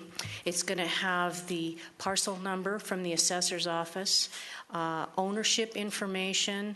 It's going to have our city zoning and uses, basic uses for that particular zoning, contact information for the property owner or the property representative, and tenant information if that exists.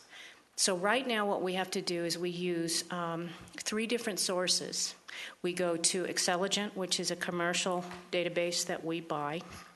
And then we go to our own Salesforce, which is a database we've developed. And then we go out to the assessor's office. And we go to each one of these to pull this information together when there is an inquiry. So what we're asking for is the money to contract to build this, not piece by piece, but for a citywide project that would be all of the commercial retail property in the area. And the reason we think we're on the right track with this is that we spent a little time talking to Buxton and another company called Retail Strategies to find out what people are doing for retail planning, and they all start with this. They all start with assessing everything that's available and how you appropriately plan based on what is available. So the piece of this that's very significant, and we're going to work with our own internal IS department, is how we can create it and then readily update it. And we do believe that it's possible to create a platform that has the fundamental information and then program it so that it can go out to our different data sources and pull in these details on, say, a quarterly basis. So that's what we're proposing here. Thank you very much. What program do we use now that provides all the information to folks that call in? It's actually just documents that we construct ourselves. This was a bigger project, and Eric built this in Access. But if somebody calls me and specifically inquires about something, I build it in a PDF. I go out and I grab a photograph of it, the assessor information, fill in these details, and then send them. Pull up demographics from wherever you guys get it using. Yes. Okay. Mm-hmm. All right. Thank you. Okay. So, I mean, I think this is a neat idea, but doing this on a quarterly basis doesn't... No, it wouldn't be. We would build it so that we could just basically flip a switch and pull that data in. Then our department would actually manage that data. You'd be tapped in, boom. Yes. Okay. That's the ultimate. So you would theoretically have much faster response to things. Correct. Okay. And just out of curiosity, what kind of success, I don't even know how to ask this, are you having with inquiries right now with the process you've got? Well, part of what we were doing, I believe, is responsible for getting View House to purchase Main Street Station. We have been able to continue to keep interest in Jose's property, and I believe it has been purchased. That was the information we got today. So it does two things. It gets people actually interested in the property because we hand them all of this information, and it gets them to continue to call us back because we respond quickly with very comprehensive information. So it sort of builds on itself. And so with this, can you even include multiple photos, outside, inside, back, front? Well, I would say that we probably have to do this. We would have to capture photos from Excelligent brokers, brochures and things like that. So that might be a manual piece of it, but our department would go out and capture that. You could do that. Yes. Yeah. If it's out there, we can get it. And so you have to tell it on a given property, go get this. That's what we would hope that an actual program to maintain this would be able to do. I don't know how you do this. So how do you know that a property's for sale? We don't, but a lot of the inquiries are from people who look at off-market properties. A surprising number, probably more inquiries are about off-market properties than on-market properties.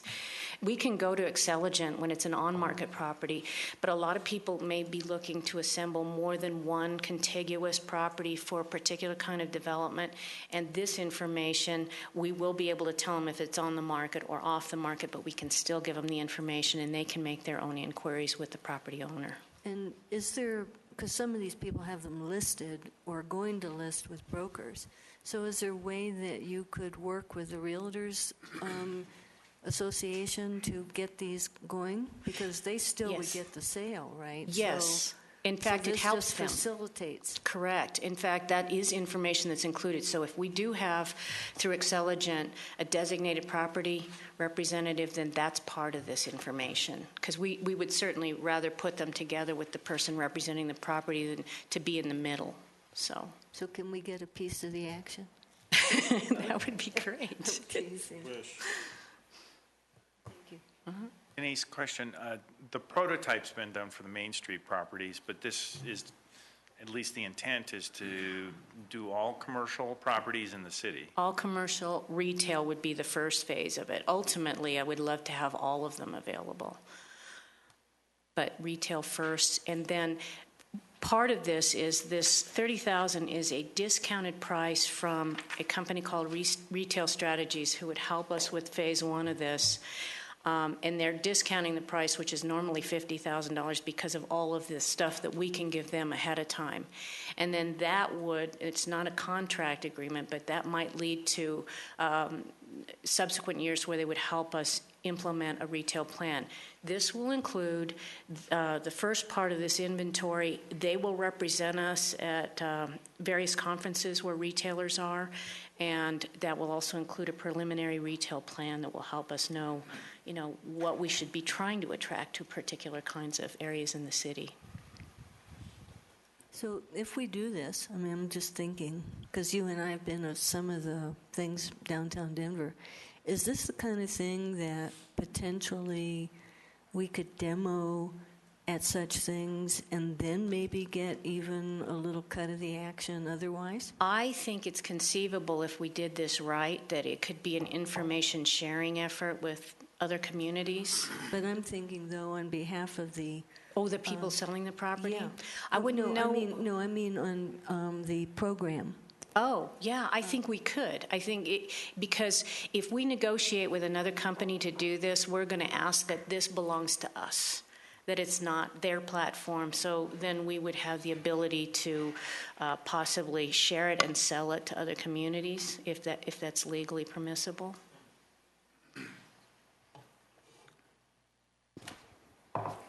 Discussion? Yes, Jerry? Michael, at one point, maybe it was last year, 2 years ago maybe now, we talked about starting BIAC up again.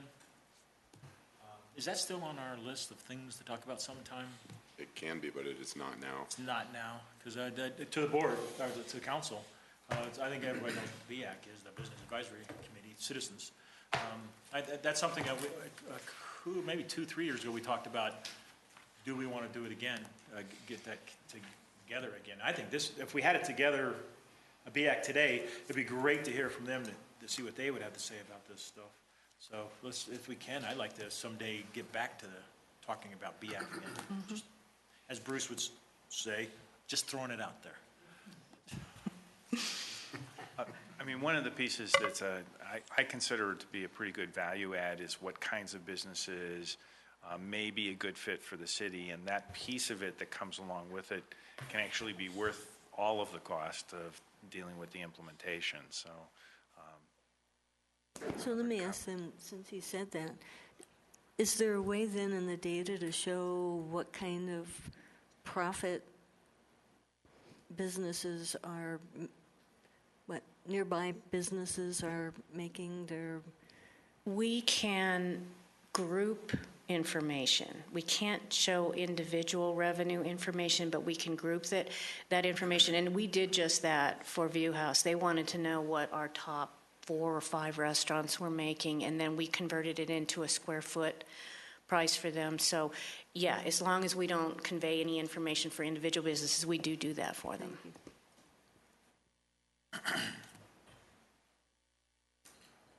council, any objection? Wendy, so noted. Yes, sir. Okay. Policy question 7, does council support increasing the current contracted finance technician position from 20 hours to 40 hours per week and turn it into a 1.0 FTE? So similar to our conversation on the video position, this would shift from a contracted position to a employee position, adding a 1.0 FTE. And I'll turn it over to Doug to explain more in the paragraph that's there. Thank you, Michael. Currently, this position is 20 hours a week, and it's being filled by a temporary employee that's a part-time accountant position. And this position has been in place for the past 2 budget years. And it's now the city's recommendation that a full-time position is necessary to fulfill some internal and external customer needs. So I'll just give council an example of what we're anticipating for the extra 20 hours a week. 50% or 10 hours a week would be completing audit work, financial reporting, and reconciliations for the city. 25% would be doing special projects analysis, such as purchasing analysis for the fire department, financial projections, and budgeted annual financial report projects. Right now, the accountant is working on a specific special project. We've asked all the sales and use tax payers to update their business information, and that would enhance our sales tax database. So we got all of these applications and forms that came into the city. It's developed kind of a backlog, and so it's important for the city's finance department and sales tax database to update that information. And also we're going to share that information with economic development because their business database is not up to date either. So we're getting our part-time person to update that database. It's going to be crucial for being able to contact businesses as well as getting business information demographics for the Economic Development Department. And also this position would also be a backup for payroll and sales tax for a quarter of that new time each week.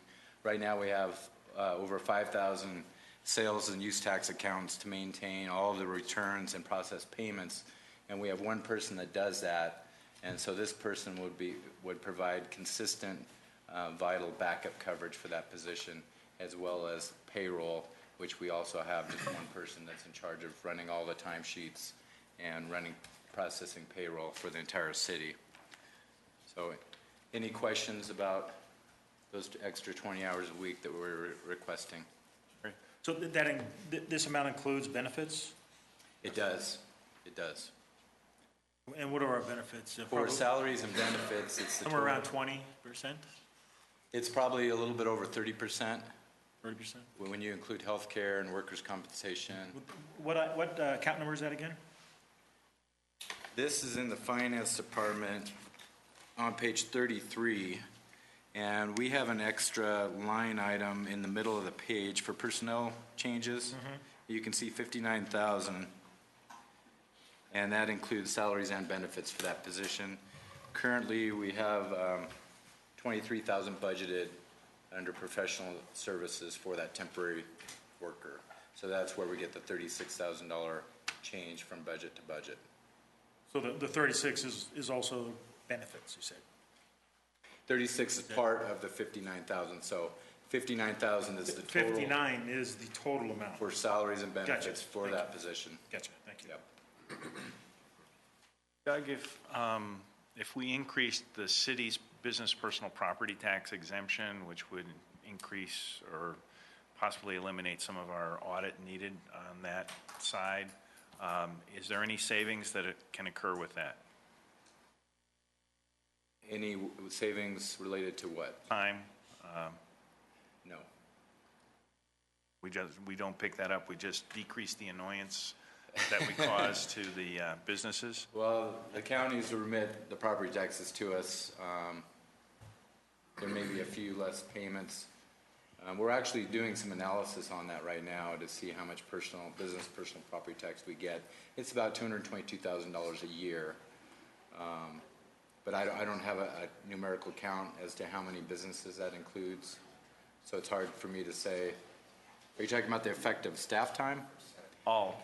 Yeah, and those payments come across electronically, so I don't think it really has an effect on our staff. So unless other taxing entities would so equivalently increase the exemption level, that doesn't do much for the businesses?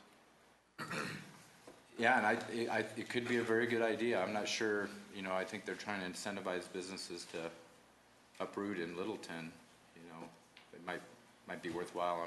I'm not really sure. It'd be nice to see some analysis, the before and after. So, Wendy, could we add that to the parking lot? The business personal property tax? Thank you. Doug, I wanted to just ask you a couple things. I don't have a problem with what you're requesting. I think finance departments are notoriously thin-staffed. I know this because it happens to me all the time at court. That's true. But That's true. You have firsthand knowledge. yeah, exactly. Which departments are fat-staffed? I wasn't going to say police or fire. Oh, no. He's trying to count on his escort for tonight. Yeah, exactly. But I did want to ask you, the talk a little bit, you've got the major changes in the next 5 years, so I understand the city's banking services. You got 29,000 in bank fee reductions in here, and apparently that's having to do with some relationship change to a new banking institution. How did we manage to haircut fees to that level, or are we getting it somewhere else? Yes, I'm glad you brought that up because it probably should have been a budget highlight, but we went out for RFP, request for proposals this year, because our 2-year Wells Fargo banking agreement had expired, and we did receive some, a very favorable response from KeyBank, and council will see that agreement very soon because we were going to ask for a 5-year contract, which will supersede the city charter allowance for 2 years. So we'll put that before you. But yes, the pricing came in very favorable. Okay. What was happening with Wells Fargo was we were being offered a very favorable earnings credit rate, Right. which they gave us on the investment side. So they were kind of, I guess, masking the, and we took that into account 2 years ago when we did their RFP. But the earnings side was so good from the city's perspective, it was worthwhile to pay a little bit more on the fees. Right. Well, now, with the marketplace, Wells Fargo just can't offer that same earnings credit like they did a couple of years ago. Okay. Well, And so now it's a lot more competitive field, and that's why KeyBank really rose to the top there, and their pricing is a lot lower, so that's one reason we'd like to lock it in for 5 years. Good. And so That's council smart. will see that in a couple of weeks. Okay. And then the other things you've got in here, reviewing the general ledger system for upgrade or replacement and the sales tax software system for upgrade or replacement. And I don't know what systems you guys are on. I mean, what are your intentions there, just from the standpoint of ease of use, for, moving to a new platform as opposed to, or are there any economic advantages to changing one ledger, general ledger system or sales tax system to another? I don't know that there are economic advantages. I think there will be some, hopefully some efficiencies on the staff side. We really have not gotten into looking at different systems yet, and we'll definitely be working with Ken Price and Information Services. But we wanted to get it on the radar screen because Ken has been talking about kind of going to an enterprise-wide system where we're all on the same platform, and there are some software vendors that offer that, where you have a general ledger system that'll match your sales tax, which will possibly match your building permits and utility billing and all those different, we call them silos now because really we have a different software vendor for all those. So there may be some advantages and efficiencies if they all were interfaced and tied in together. Okay. Because right now we have to ask them to write interfaces and import data from one system to another, which creates a lot more time and effort for staff. Okay, all right. But yeah, that's just on the radar screen. It probably won't happen for another year or two. I think Ken even mentioned it's going to take a year to do the research. So we just want to start planning for it. Gotcha. Okay, thank you. I wanted to put a budget highlight of my own in here, which is the ICMA 401K. The fact that the city eats the administrative costs as opposed to reducing it from the earnings on the plan is something that good employer will do, so that it's not being taken out of the earnings that could otherwise go to the participants. Oh, the ICMA? Okay. The fees there. Some employers actually reduce their earnings to cover the administrative costs. Yeah, and I know we have a bunch of administrative allowance accounts. We actually get rebates back from ICMA, so that covers some of the city administrative expenses for pension. But oh, okay. I didn't think we stopped the discussion on that. We did not. Do you want any information on that right now, Phil, or because Eric is the chairman of the pension board? If you don't need it. And then just to make sure we go back to number 7, policy question. Any opposition to that? Okay. So note, please. I have a Wendy? question. In that area, Doug, you mentioned that you're going to begin to do an independent audit of 1 to 2 departments a year. Could you briefly explain what that is? Yes, this is a city manager initiative, but we have talked about, and we're going to be partnering again with Ken on this, Information Services, but we'd like to do some fiscal audits of at least 1 department a year is what we're anticipating, and I think the first one is going to be library and museum, but we're going to look at some of their processes, see if we can find some fiscal efficiencies, fiscal savings in what they're doing, and we might have to get a little bit of consulting dollars to kind of oversee that project. And I think it's good to have a third party, somebody who's got that expertise in doing those type of audits to come in, but we're going to work with them on that project. It has nothing to do with Tim being out there all by himself running the show. It'll probably result in that, I'm sure. At least that's what he's going to tell them. And this is really from a fiscal view. Yeah, this will be from a fiscal perspective. That's worthwhile to note. It's not from a operational efficiency type of. Good place to start. Yeah. Very good. Thank you. Let's move to number 8. Okay, Information Services. Does council support security improvements in city buildings that will increase public and employee security and safety? I believe council is aware that we had the police department led by Chief Stevens evaluate our public facilities, specifically our public works facility, this facility, and the courthouse. And we gave a couple examples in the policy question here, but obviously we don't want to talk a lot about the improvements. I'm looking at Councilman Stallman when I say that. And we still can't tell you where. There might be a memo on it. So we gave you some specific examples or some general examples, but we're asking for funding to do at least phase one of that. It'll be a multi-year piece, but there are some low-hanging, sorry, Councilman. There are some fairly low-hanging things that we can get done that I think will improve whether it's our municipal judges' safety or our employees' safety as well, entering the building, Wendy at the front desk to those of us in the far back corner. So, and we can answer any additional questions, but not much detail. I'm assuming the disaster recovery site hasn't moved? No, it hasn't. And It we're may still not have. We couldn't tell you if it had or hadn't. You'd have to kill me. Yeah, neither confirm nor deny that it is in the same location. It may have. Who can tell such things? Questions on the security improvements? I think we've had some discussion with, regarding the courthouse previously, particularly, as well as the city center. And you will see the city clerk has the highlight for the courthouse stuff. Any opposition? Okay, so noted. Number 9.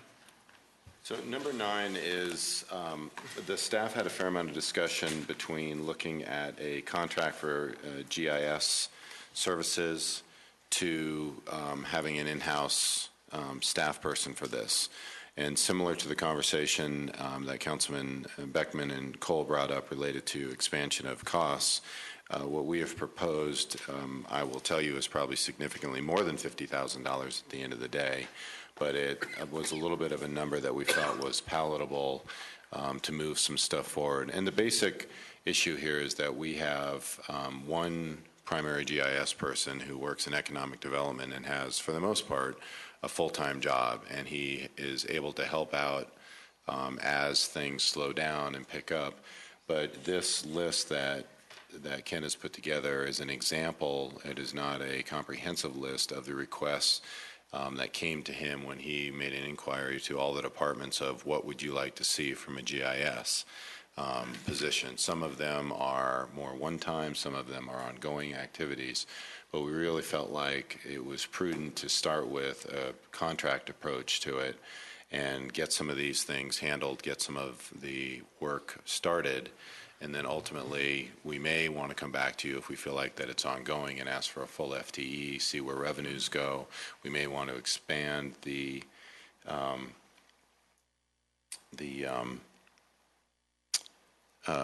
contract services depending upon how it works.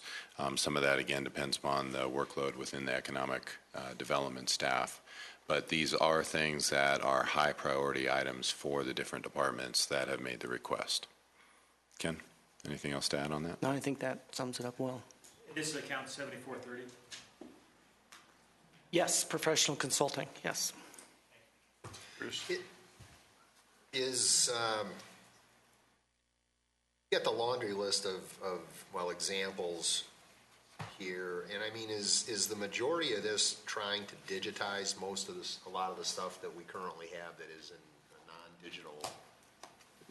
That's a lot of it, Essentially, yes. what you guys are doing is trying to get everything in a database so you can call it up as opposed to keep outdated maps and so forth and so on. Mm-hmm. I mean, what condition is the broad inventory of what we have in today? Is it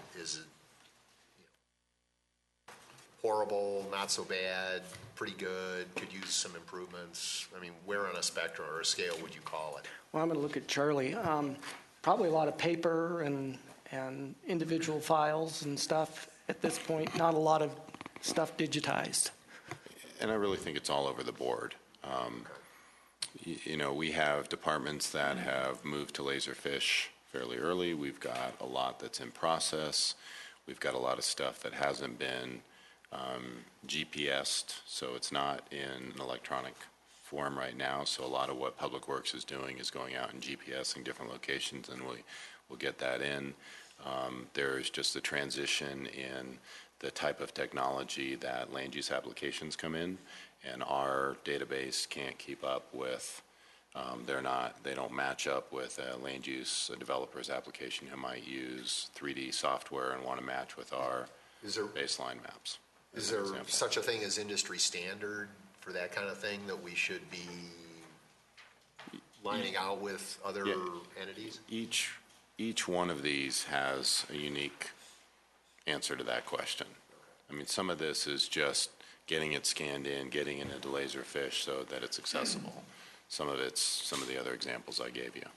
And on that page, on page G, that last paragraph, I talk about that the consultant, beyond doing these things, would also assist us in establishing policies, procedures, standards for us.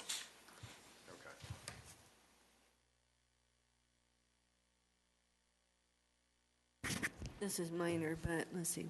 1, 2, 3. The third bullet, provide precinct maps during election time.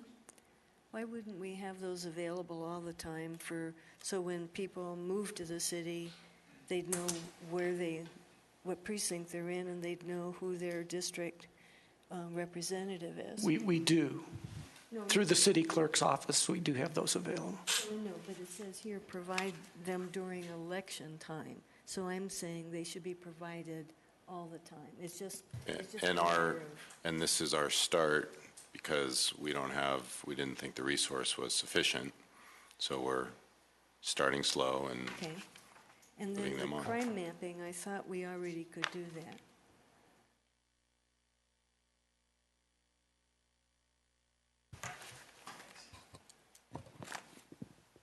So for crime mapping, the police department has many different GIS needs. Mainly it's creation of the layers. So our data analyst that we are going to be hiring will be able to use existing layers, whether that's crime occurring, which we do have that capability of doing already with our software that we do have. But there are many different That's okay GIS then. layers that we could use as well. Okay. I don't know if this is a question for Ken or Michael. My understanding is on some of our land use and zoning, the county assessor's office has a GIS that corresponds to that. I'm presuming that at some level, we won't look to reinvent the wheel. We'll actually leverage the databases that exist that are out there. And all three counties do, yes. Unfortunately, though, the standards, to get back to Bruce's point earlier, are different between the three counties. So when we bring the data in from the three counties, we actually have to spend quite a bit of time stitching them, and that's the term we use, stitching them together.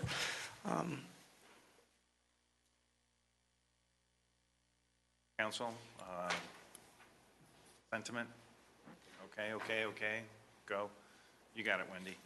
Thank you. Ken? Actually, can I ask a quick? You can ask a quick question, yes. All right. No, quick, I get it. And the rest of us will tell you whether it's quick or not. That's fine, that's good. On the rest of your budget highlights, sort of the same question that I think we get every year, or at least gets posed every year, but the issue of replacing the capital acquisition side of it for computers, data, MDTs, so forth and so on. Since this stuff changes all the time, I get the cost of leasing, the implicit cost of funds is usually a lot more than theoretically what we could borrow at or what we could pay for straight up. But on the other hand, this stuff's almost commodity kind of thing. I mean, hardware anyway. And if we're replacing mass quantities of this stuff on an ongoing basis, does it make sense in this day and age with the cost of funds being what it is to think about leasing some of this stuff where I mean, I don't know which department it was, but somewhere in here it talks about stuff being out of warranty. Well, my view on that is you use it till it breaks. If it's out of warranty, when it dies, you call Amazon and you get another $700 computer. But you don't just replace stuff because it happens to go off warranty. So if that's the protocol, why not just lease it and let them ship you a new one every time it goes off warranty and not even have these big slugs in here? Let me talk about the second part of your question, then I'll get back to leasing. We did a study, it's probably been 4 or 5 years ago now here, about fix when it breaks. And short term, maybe the first year or two, there are some cost savings. But once you get 3 to 5 years down the line on that type of a program, it turns the other way. And part of the concern there when you go to a break-fix scenario is the impact on performance and other productivity. When a computer breaks, the individual that's using that computer can't really do their jobs because so many of our jobs are now dependent upon the technology tool. So that's downtime, that's loss of productivity. So that's one of the reasons we try to replace computers as soon as they go off warranty, so we don't have that unscheduled downtime. But I mean, I'm okay with hypothetically, you got 3 or 4 computers in a closet and you pull one out if somebody's goes dead and then you buy a replacement. I mean, it's okay to have an inventory of these things. But I don't know, does that study need to be revisited at some point? I'm not trying to give you things to do, but it strikes me that I don't mind replacing things. I'm not saying when it actually breaks either as a clarification. I mean, I think stuff degrades. What we usually see is somebody's computer starts having to reboot a lot kind of stuff. And if it's a 4-year-old, 5-year-old computer and you start rebooting it all the time because it freezes up, okay, get a fresh computer. Because I get what you're saying. The other side of the equation also is, new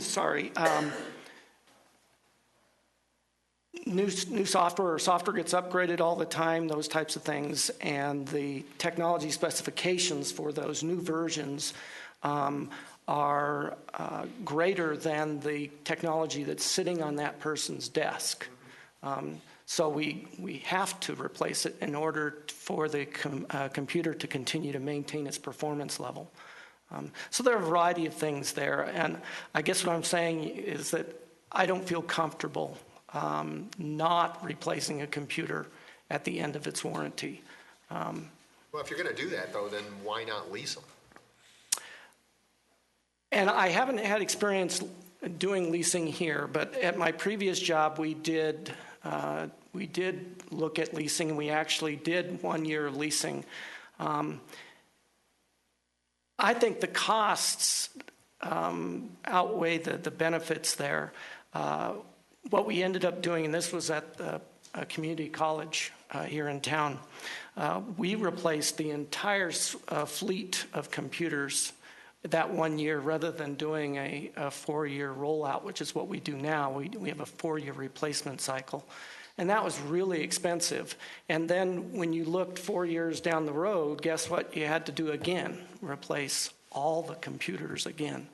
I don't know how well leasing would work in a 4-year replacement cycle. So it was a different model, I guess, back then. And so we'll park this one for Councilmember Stallman. He wants to do a review of the protocol on replacement, and that can be a one-off discussion. Excellent. Thank you, Mayor. Wait, I wasn't. Other questions on the information services budget highlights?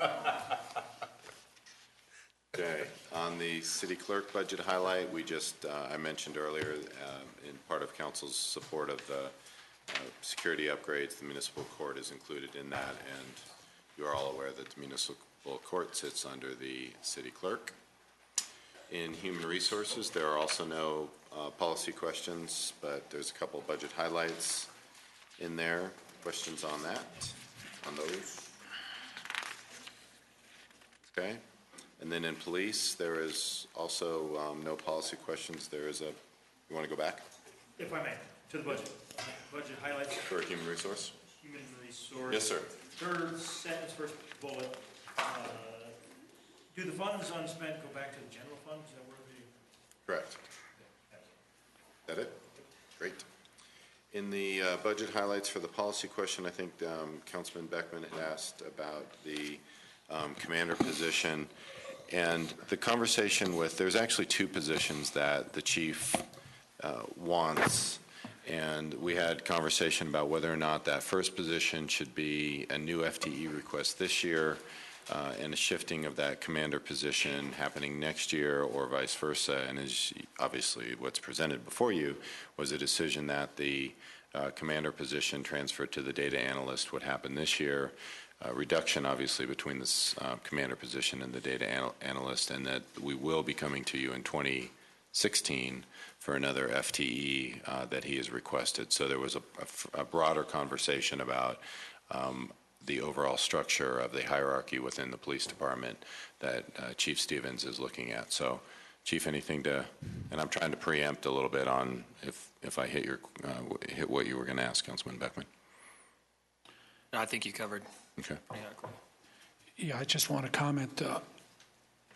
I recall in 2010, the decision was made to eliminate a position of a crime analyst, and I believe I see this really as correcting what was an error 3 years ago with bringing a crime analyst aboard. I hate to see it done with the loss of a commissioned position, and that would be my only comment, is that they're hard to get back sometimes because we don't know where the budget's going to go, and that they're also, it's always trying to keep up issue, and I know, the pipeline and all those issues that we talk about, taking one position down, I think is just, I would rather not see it happen. So, and I agree that it can be difficult and challenging to replace a sworn position.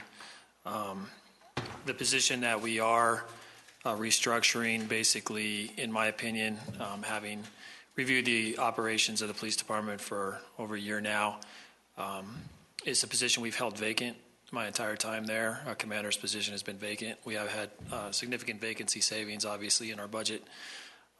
But like Michael was saying, I think for our efficiency being increased, I think that the two non-sworn positions in exchange for the one sworn position will, the intent there is on the longer reorganization plan is to increase our efficiency and effectiveness with less sworn personnel. And while I cannot sit here and promise, as you know, with your experience, that we won't have an issue where maybe a year from now I'm coming back saying, oops, made a mistake, and then I'm at your mercy at that point. But for now, I think that organizationally, I think that with the addition of the data analyst, and then we're looking at an accreditation manager, a civilian accreditation manager in the next year, hopefully. I think those two positions being non-sworn, I think being fiscally responsible is probably a better way to go at this time. Thank you. Other question on police budget highlights? Yes, sir. Yes, what line item is that? The account number? So you will see that in personnel savings. I think it is personnel changes. It's on page 55. Right now it's just 6XXX. I think it's an additional one that you guys put in there. So you'll see our personnel change there resulted in a savings of $51,660. Thank you. Yes. So we're taking that out. Where's the added one now? So basically that's the cost difference between a sworn police commander and a non-sworn civilian data analyst. It's included in the salary and benefits. So basically that position is $51,660 less. So you would see the data analyst would be in the salary and benefits on the support services expenditures. So that would be top line item 6010. That's our total 1.236 million salary. So that position salary is included in that line, and that is actually $51,660 less because of the elimination of the sworn commander. Page 55, so Yeah, we took that out, and then the offset will eventually go up to here, but both those positions are in this division. Okay. Thanks, Chief. Before you go, I just wanted to ask you, the radio replacement, on page 129, it says the communication center is receiving funding through the Arapahoe County 911 Board. That's covering, according to this, the entire $442,000? Yes, so we had a long-term 5-year capital improvement, which accounts for replacing all the police radios, the handsets, the police car radios, and the dispatch radios. This is the first phase of that, the $442,000, I believe it is. is replacement of the consoles in the dispatch center. Right. That's the first phase. The E911 board funds $50,000 per position, so we'll get $250,000 directly from E911. Okay. The remainder of that, $442,000, will be covered through what we call area operating funds, which are funds that we get based on the number of public safety answering points we have in Littleton, of which we have 2. This is state money? It's basically covered by the E911 authority for the region, I believe. So, and those are funds that are set aside per agency to use for these types of expenditures. So 100% of this $442,000 will be reimbursed. We have to pay up front, but we will be reimbursed. Good. Okay, great. Thanks. And I was glad to not see a requisition for additional makeup for TV appearances. Yes, yeah. Although I do need it, I'm sure. They were able to capture my gray. Yeah. Just borrow from Penny. Yeah. All right, Council, we'd like to jump to policy question 17. Jump 2, okay. And ask Mike to come back up. So policy question 17 is, does council support directional wayfinding signage along the South Platte Park and along Littleton's portion of the Mary Carter Greenway? While we started the conversation for the downtown signage, as part of the ongoing improvements in the South Platte Park and along the Mary Carter, this was one of the things that Councilman Brinkman and I had been working on in conversations with some of the adjacent commercial areas and along with South Suburban. And then Mike took that over and has been working with Deanna from South Suburban and Christine, the same consultant that we were working on for the downtown wayfinding program. And so this $75,000 out of Conservation Trust is a request to implement that plan for the Mary Carter wayfinding signage. Correct. Mike? Well, it's not just Mary Carter, it's also South Platte Park as well. So it includes regulatory wayfinding, directional, and entry monument signage. So you'd have, and this is in coordination with South Suburban Parks and Rec, working directly with their administrative and planning staff.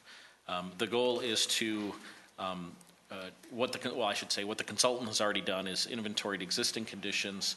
Now she's looking at developing signage, the preliminary designs that will be vetted through both you, the public, and South Suburban Parks and Rec Board of Directors. We're also very cognizant that we need to work within South Suburban Park and Rec's kind of their ability to create within their sign shop. So that's a big goal. The estimate for all of the signage will be $75,000 for the Mary Carter Greenway Trail and South Platte Park. And so this will take it all in one shot. Currently, there's 3 to 4 different decades of signage along that trail, some of it not in very good shape.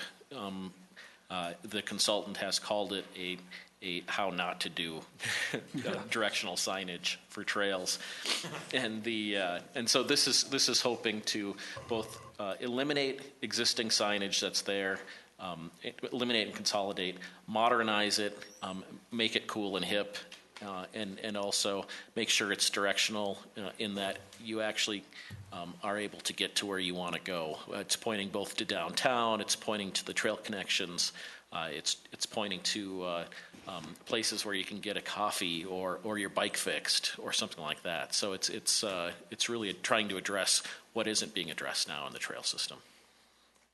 And for South Platte Park, there will be a scaled down version of recognizing it's a natural area, more of a scaled down version of what's being proposed for the Mary Carter Greenway Trail. So now, for example, where we have downtown Littleton so many feet away or miles or whatever, will it say restaurants and and whole bunches of things? Sure. Right now, the trail right by EcoStar, a lot of people don't even know that trail leads to downtown Littleton. Right. And so the goal is to both, ensure that people understand where the trail connections are, how to get there, and the distances to get there, so it's understood. But I mean, I would think maybe somebody might come down the trail and want to go to the college. Would it point them to the college? Well, that's where the internal, the additional signage that comes into the downtown, what Denise spoke of earlier, that's where some of that signage comes into play. This would get you from Mary Carter. It would point to downtown. That's it.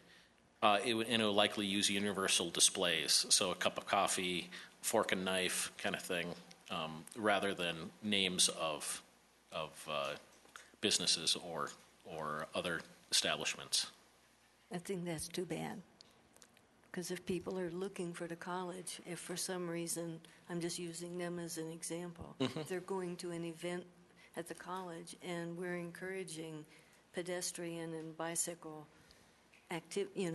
use to get to places, then they need to know which exit to take to get there. Well, we are just in the preliminary design phase, and so unlike the project that Denise pitched, this is literally just started 2 weeks ago. Okay. And so you still have the opportunity to I'm just to provide comment. Suggest that. I appreciate that.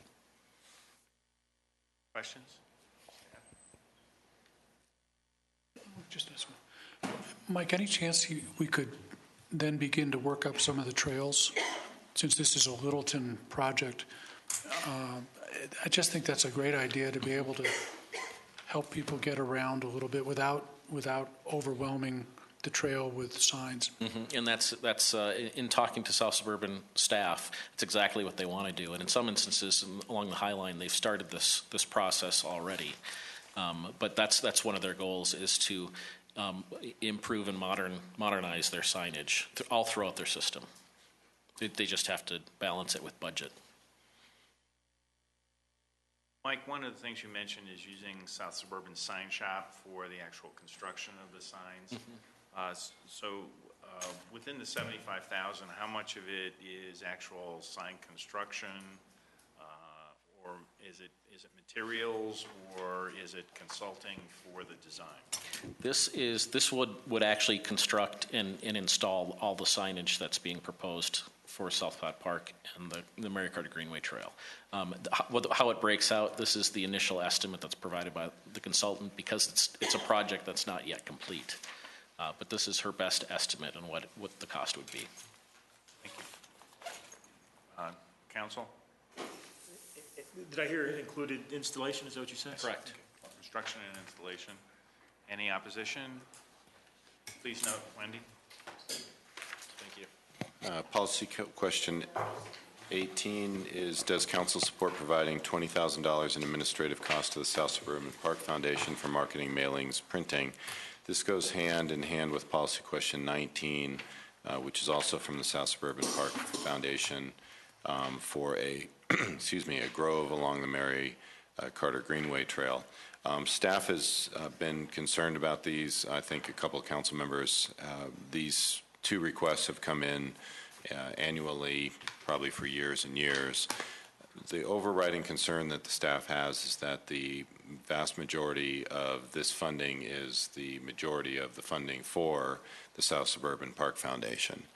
And the concern is around what other revenues they're receiving, and are they able to manage without the council's funding of them. You have been very clear with us on other nonprofits that you are willing to support nonprofit agencies, but you don't want to be the primary funding agency for those nonprofits.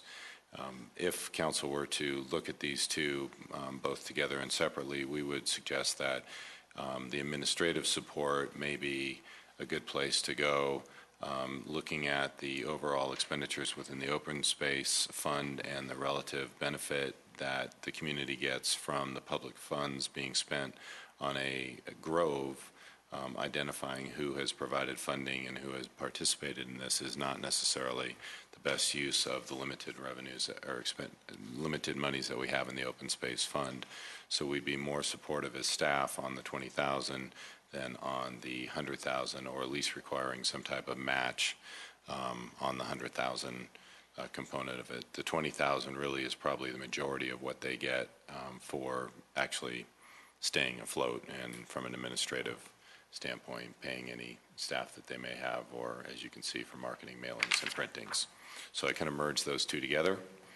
But these come from, I was going to say Councilman Taylor, but Jim Taylor, who is on the board of the South Suburban Park Foundation and matches the historic numbers that you have given in the past.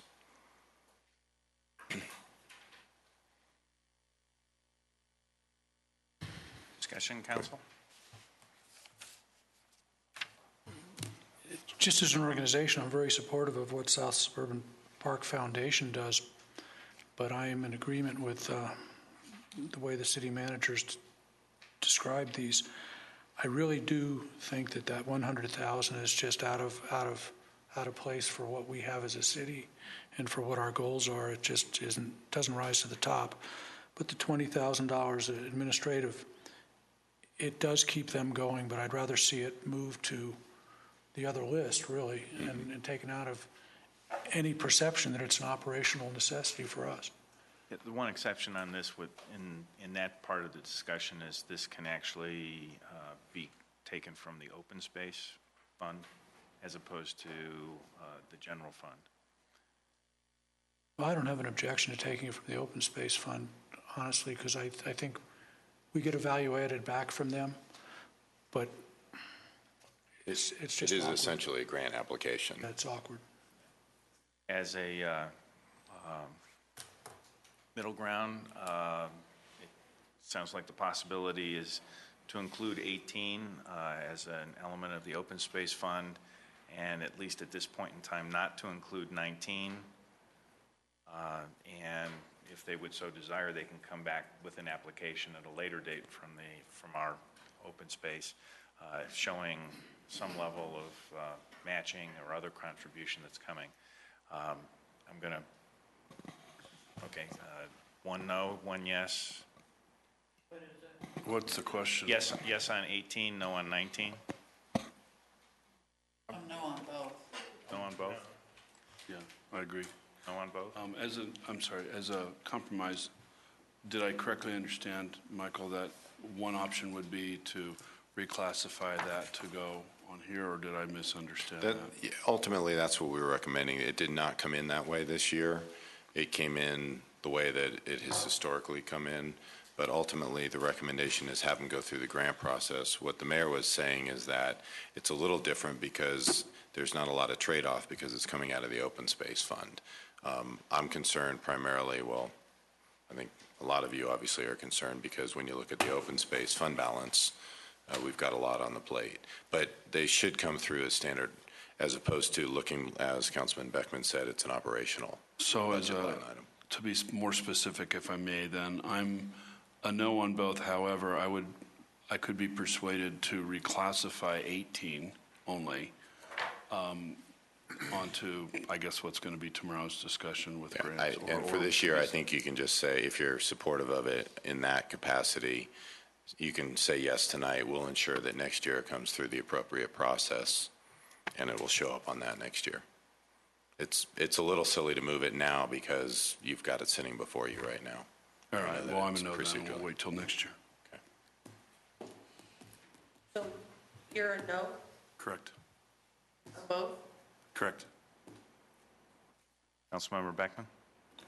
I'm a yes on 18 and a no on 19. Councilmember Stallman? What are they going to, if we don't, I think we're already not, but I mean, if we don't fund 18, excuse me, bless you, Chair. Thank you. What? Yeah, I mean, but based on your experience with this thing, what are they going to do if we basically say niet? Don't know. I would go along with 18, but I would say no on 19. 3 yeses on 18, Wendy, with 4 noes, and then any objection to saying no on 19 at this point in time? So, and unanimous no on 19. And what was 18 again? You were? Bruce, and Phil were yeses. Everyone else was no. Gotcha. Thank you. Okay. Policy question 20, does council support funding for the South Platte Park River enhancements? This is part of the South Platte Working Group 2 that Councilmember Brinkman and I sit on. Councilmember Stein has participated in a lot of those conversations. And this is really the continuation of the in-river improvements, partnering with urban drainage, South Suburban, and Arapahoe County on these improvements. I'm not going to belabor this particular one. I think there's more new detail in the other two. But Councilman Brinkman or I can answer any detailed questions on this. This will, in essence, take us through, if I understand the phases correctly, this will take us through the Littleton component of the river enhancements. Real quick, any objection to a yes on 20? Set on 20, unanimous? And then 21 and 22, we gave you some handouts for on policy question 21, Riverside Downs. You have some graphics here. These are more than preliminary design because we've gone through the preliminary engineering for these.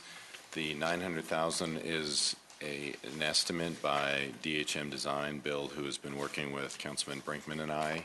We just handed out 2 graphics for this. Previously, she's shown you some aerial shots of what this looks like.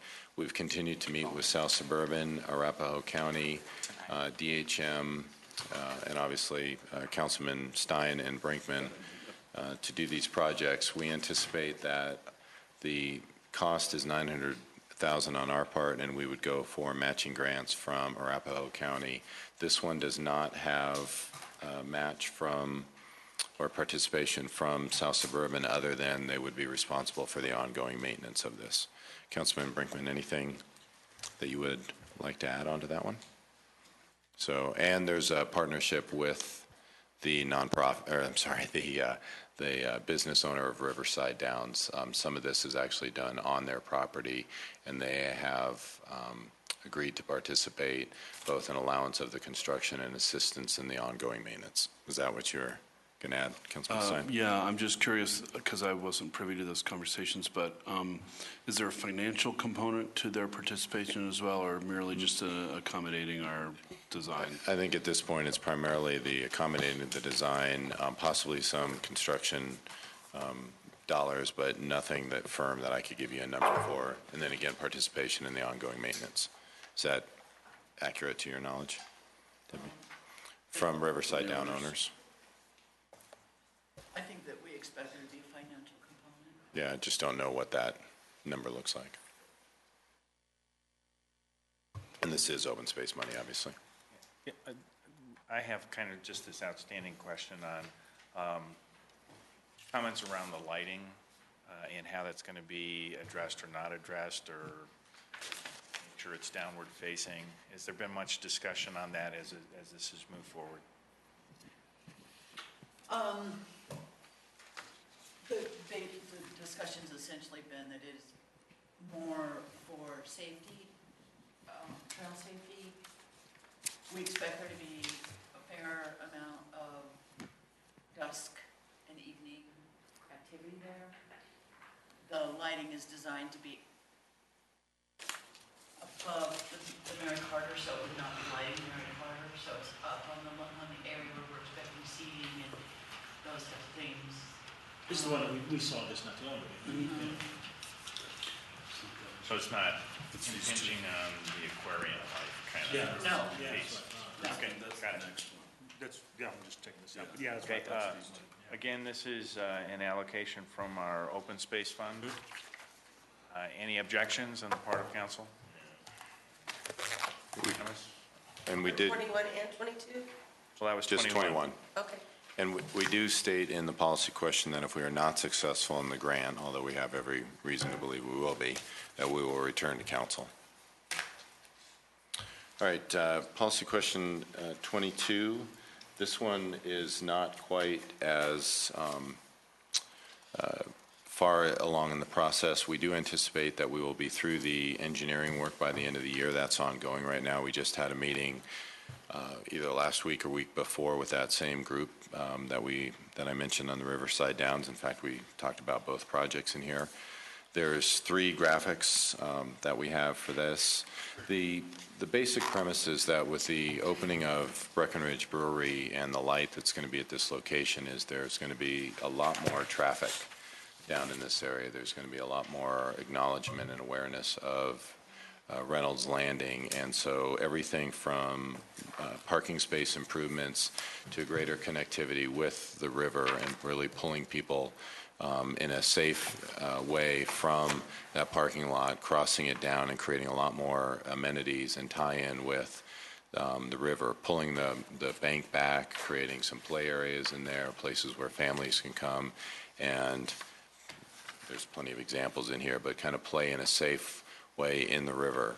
And there's a lot of discussion about what the magnitude of this should be, especially around the whitewater kayaking, really started to pull that back and make this Confluence Park type of area that really runs north-south for a fair amount of distance in there, and running paths up and down so people can do some short tubing areas that kids can just play in the general water, improvements on in the area of the gazebo itself so that it's more user-friendly in that area, pulling the trail up so that there's more space between the trail on the west side and allowing that to the riverbank improvements in here. So the 1.1 in this scenario may actually end up being a low number. It may be, most likely, as a matter of fact, it will be a phased project in here. Again, we're looking for a 50% match from Arapahoe County and participation in this one with South Suburban in that. And so the 1.1 is a little bit of a more general number in there because we haven't got the final design right now, but we are moving forward and anticipate having that by the end of the year, and then moving forward with construction implementation in 2015. So I think 2 really great projects along the river. They're both very much supported by the South Platte Working Group. Both of these projects came out of the charrette that we had. I know Councilman Brinkman and Stein participated in that.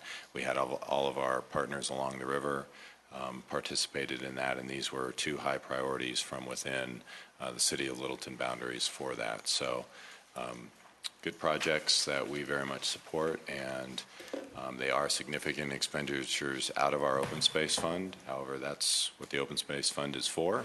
So we feel very comfortable in moving that forward. Anything you want to add? No? Any opposition? Can I, just a couple of questions. With the magnitude of projects we've got going on here, and we are taking the open space pretty much down to nil, which there's no reason to not spend it, and I get that. Are we able to effectively manage all of these open space projects concurrently? So we got river, you got Riverside, Downs, you've theoretically got this. These are really South Suburban projects, too. They'll be leading these construction projects. Well, and I guess that's sort of maybe the other question is the Reynolds Landing one is, this map says it's south, is it our property or is it South Suburban property? So, yeah. Okay, so, and they're not kicking in, but are they gonna they're gonna manage this process and they're on board with this whole thing? They've been at the table with us. And yeah, they'll be put, They're not going to kick in on 21, they're going to kick in on 22. We had a conversation at the last South Platte Working Group meeting about doing this project, and they support it, but they are not, they ask us to take the lead in terms of moving, going from a concept into design and putting partners together. Okay. At this, I mean, the Riverside one is, like I say, and I'm not opposed to it. I guess my only, Riverside is much, much further down the line before we're coming to a budget question. Do we expect Reynolds to be vetted multiple times or change, or, I mean, what's the? I think what Reynolds is going to end up being is a phased project, probably over 3 phases, possibly over as long as 4 years. The urgency now is because of the Breckenridge Brewery. The fact that we, as Michael said, we're gonna pave that street, we're gonna put a light up there. That Reynolds Landing will essentially become as big a trailhead as Carson. We're gonna put Not more so. healthy public bathroom in there, public restroom that doesn't exist. We've got Breckenridge connectivity to the trail. We're looking at creating more water-enhanced features for families to actually enjoy, not just tubers that put in at C470.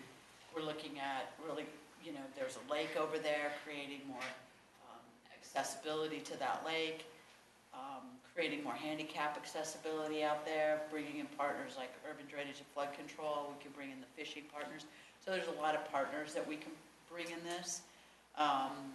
But in the first phase, we have to create some connectivity and some safer connectivity to the trail in order to be able to provide the type of access that is going to be required into that area due to what we're building.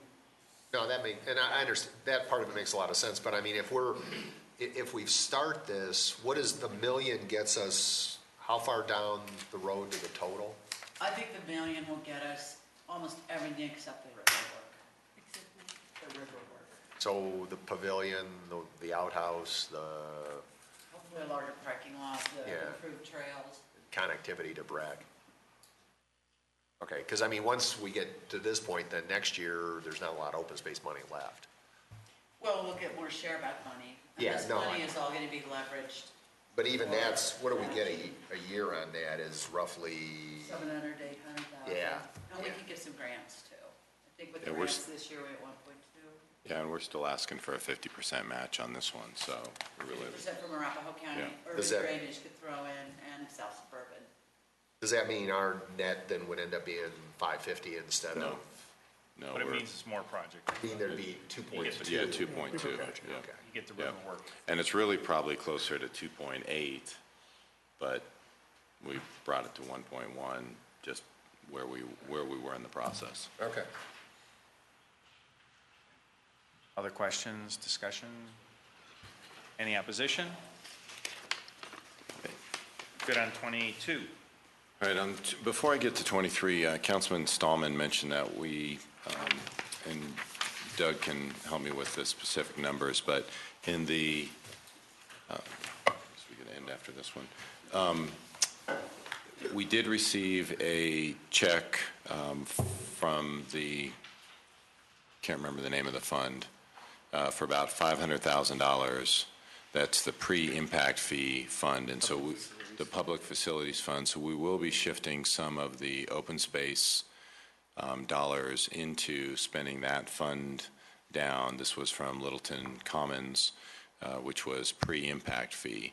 And so we anticipate that the fund balance for the open space will raise by that approximate $500,000. So your year end that you'll see in the revised budget when we bring it to you for adoption will be increased by $500,000. So you'll be at about $575,000 in your fund balance. I'm sorry? And Highline. We're going to get to Highline because that includes the Highline expenditures for it. So, all right. So it's a much better outlook than it shows right now in your fund balance for open space. Next one is, does council support an open space expenditure for Hudson Gardens capital improvements, $400,000?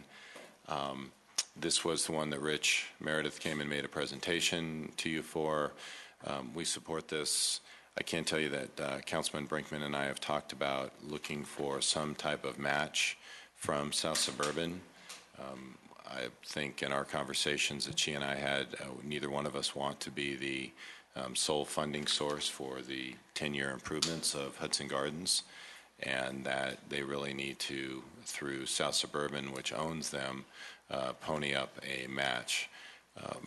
Not sure we reached, at least between the two of us, an agreement on what that original match should be, but I think, and correct me if I'm wrong, Debbie, that out of this first year, we could probably do a relatively small match, 20% required or something along those lines.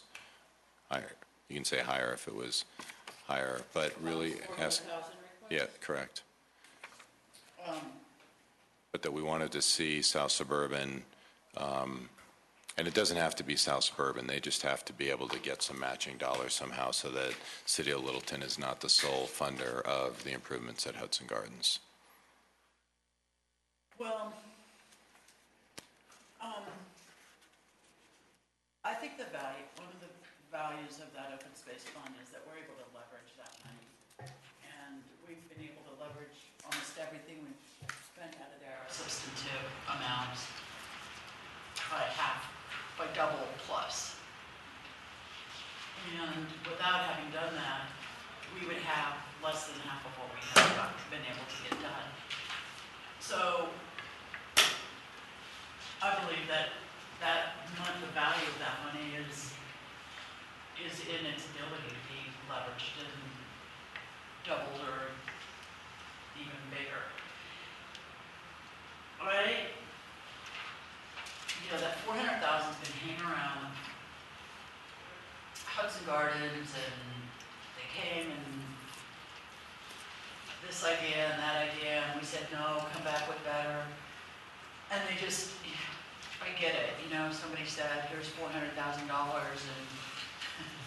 they haven't forgotten that. It's like the kid, when we get home, you can have a tree, right? So, I gotta say, I wasn't overly overwhelmed by the presentation. I think that they did a 10-year master plan that was in pretty rough form.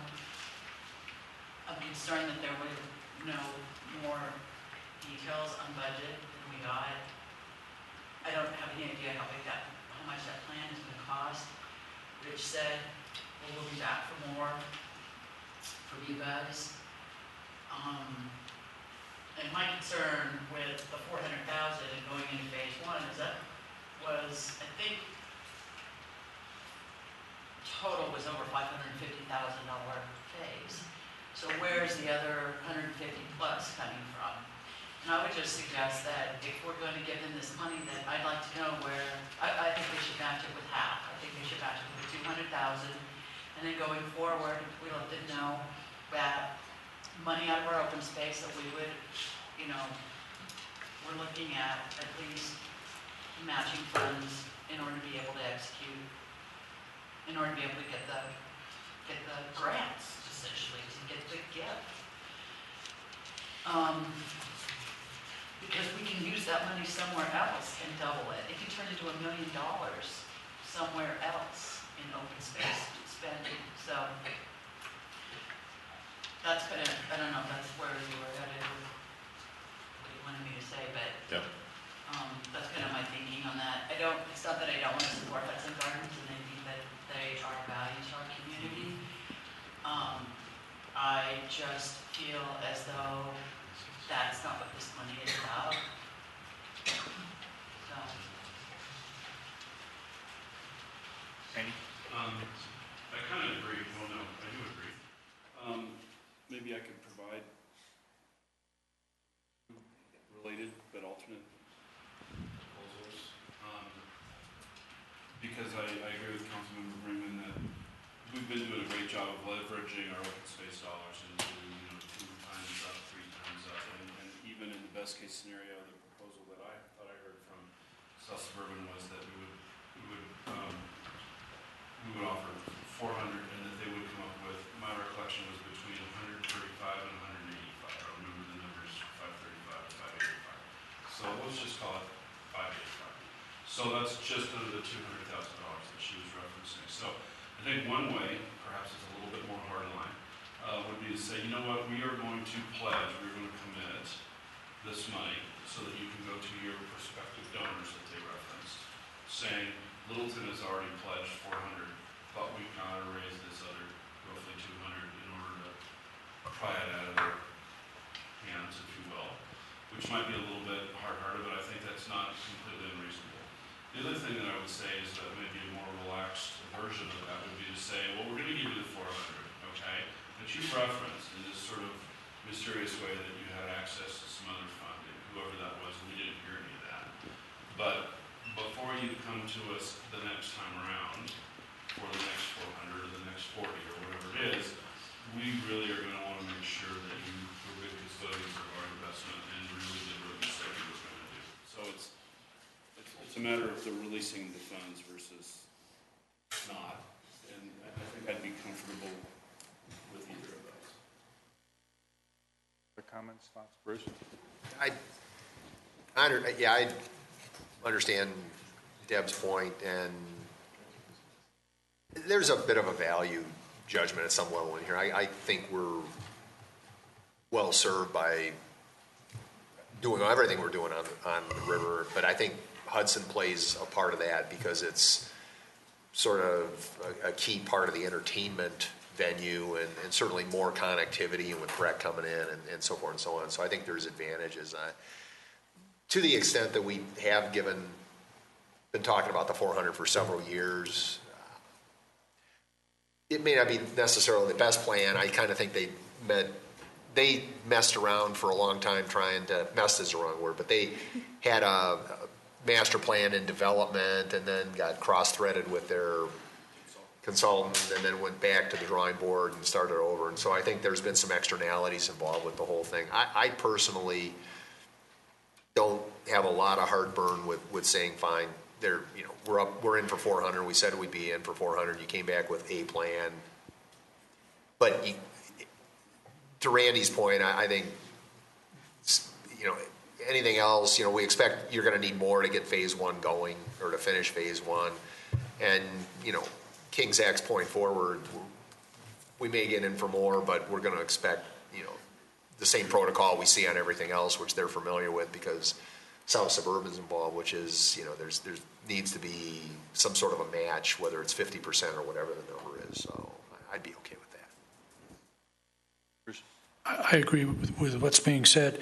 I did sit on the master planning process, and they did, as was mentioned, run into some difficulties. But the basic input that they got from the people who were part of that, and there were young families, there was a mix of people in the community, it was a lot of input. They did actually translate to that final thing that they presented. So I feel comfortable that it's going to lead in something that's going to be good, but I do agree with the comments. So I'd like to see a match and to say to them, if you get a match, we can always amend our budget. I'd like to wait and amend the budget after they say they've got a match. And we would prefer we not to amend the budget, but that we appropriate the budget with a contingent of whatever the match number that you guys are comfortable with. And do we have a timeline for getting the commitment? Well, it's their incentive. If you say that there is a 20, 30, 40, 50% match required, they don't get the money until they get the match. So they'd have to show Doug that the match was there before we'd release the funds. Well, what if they got it in 2017? Well, they're going to get it in 2015. Okay, that's what I'm looking for is a... Yeah, we wouldn't be making a request if it wasn't a 15 expenditure. Okay. But I'd like to see a full match, at least a full match, but they can get more, but I'd like to see a full match. If we give 4, I'd like them to conjure up 4. I'm going to put a proposal out there, and then you can shoot me down on this, which is let's allocate 400, contingent on at least a 50% match, and the better that they do on the match, the better we can look at future requests. Sentiment of council? Okay. Not to exceed 400,000, is that correct? At least at this initial phase. With them doing 200. With at least a match of 200. They can get it from other sources. It doesn't have to be Hudson Gardens themselves. Okay. You were all good, right? Yes. And council, on that positive note, thank you for your attention tonight. Thank you to the staff participants this evening. In the interest of time, we didn't appreciate each of you as you stepped up to the hot seat. And we look forward to tomorrow evening and having another productive discussion. All right. Thank you, Mayor. Thank you.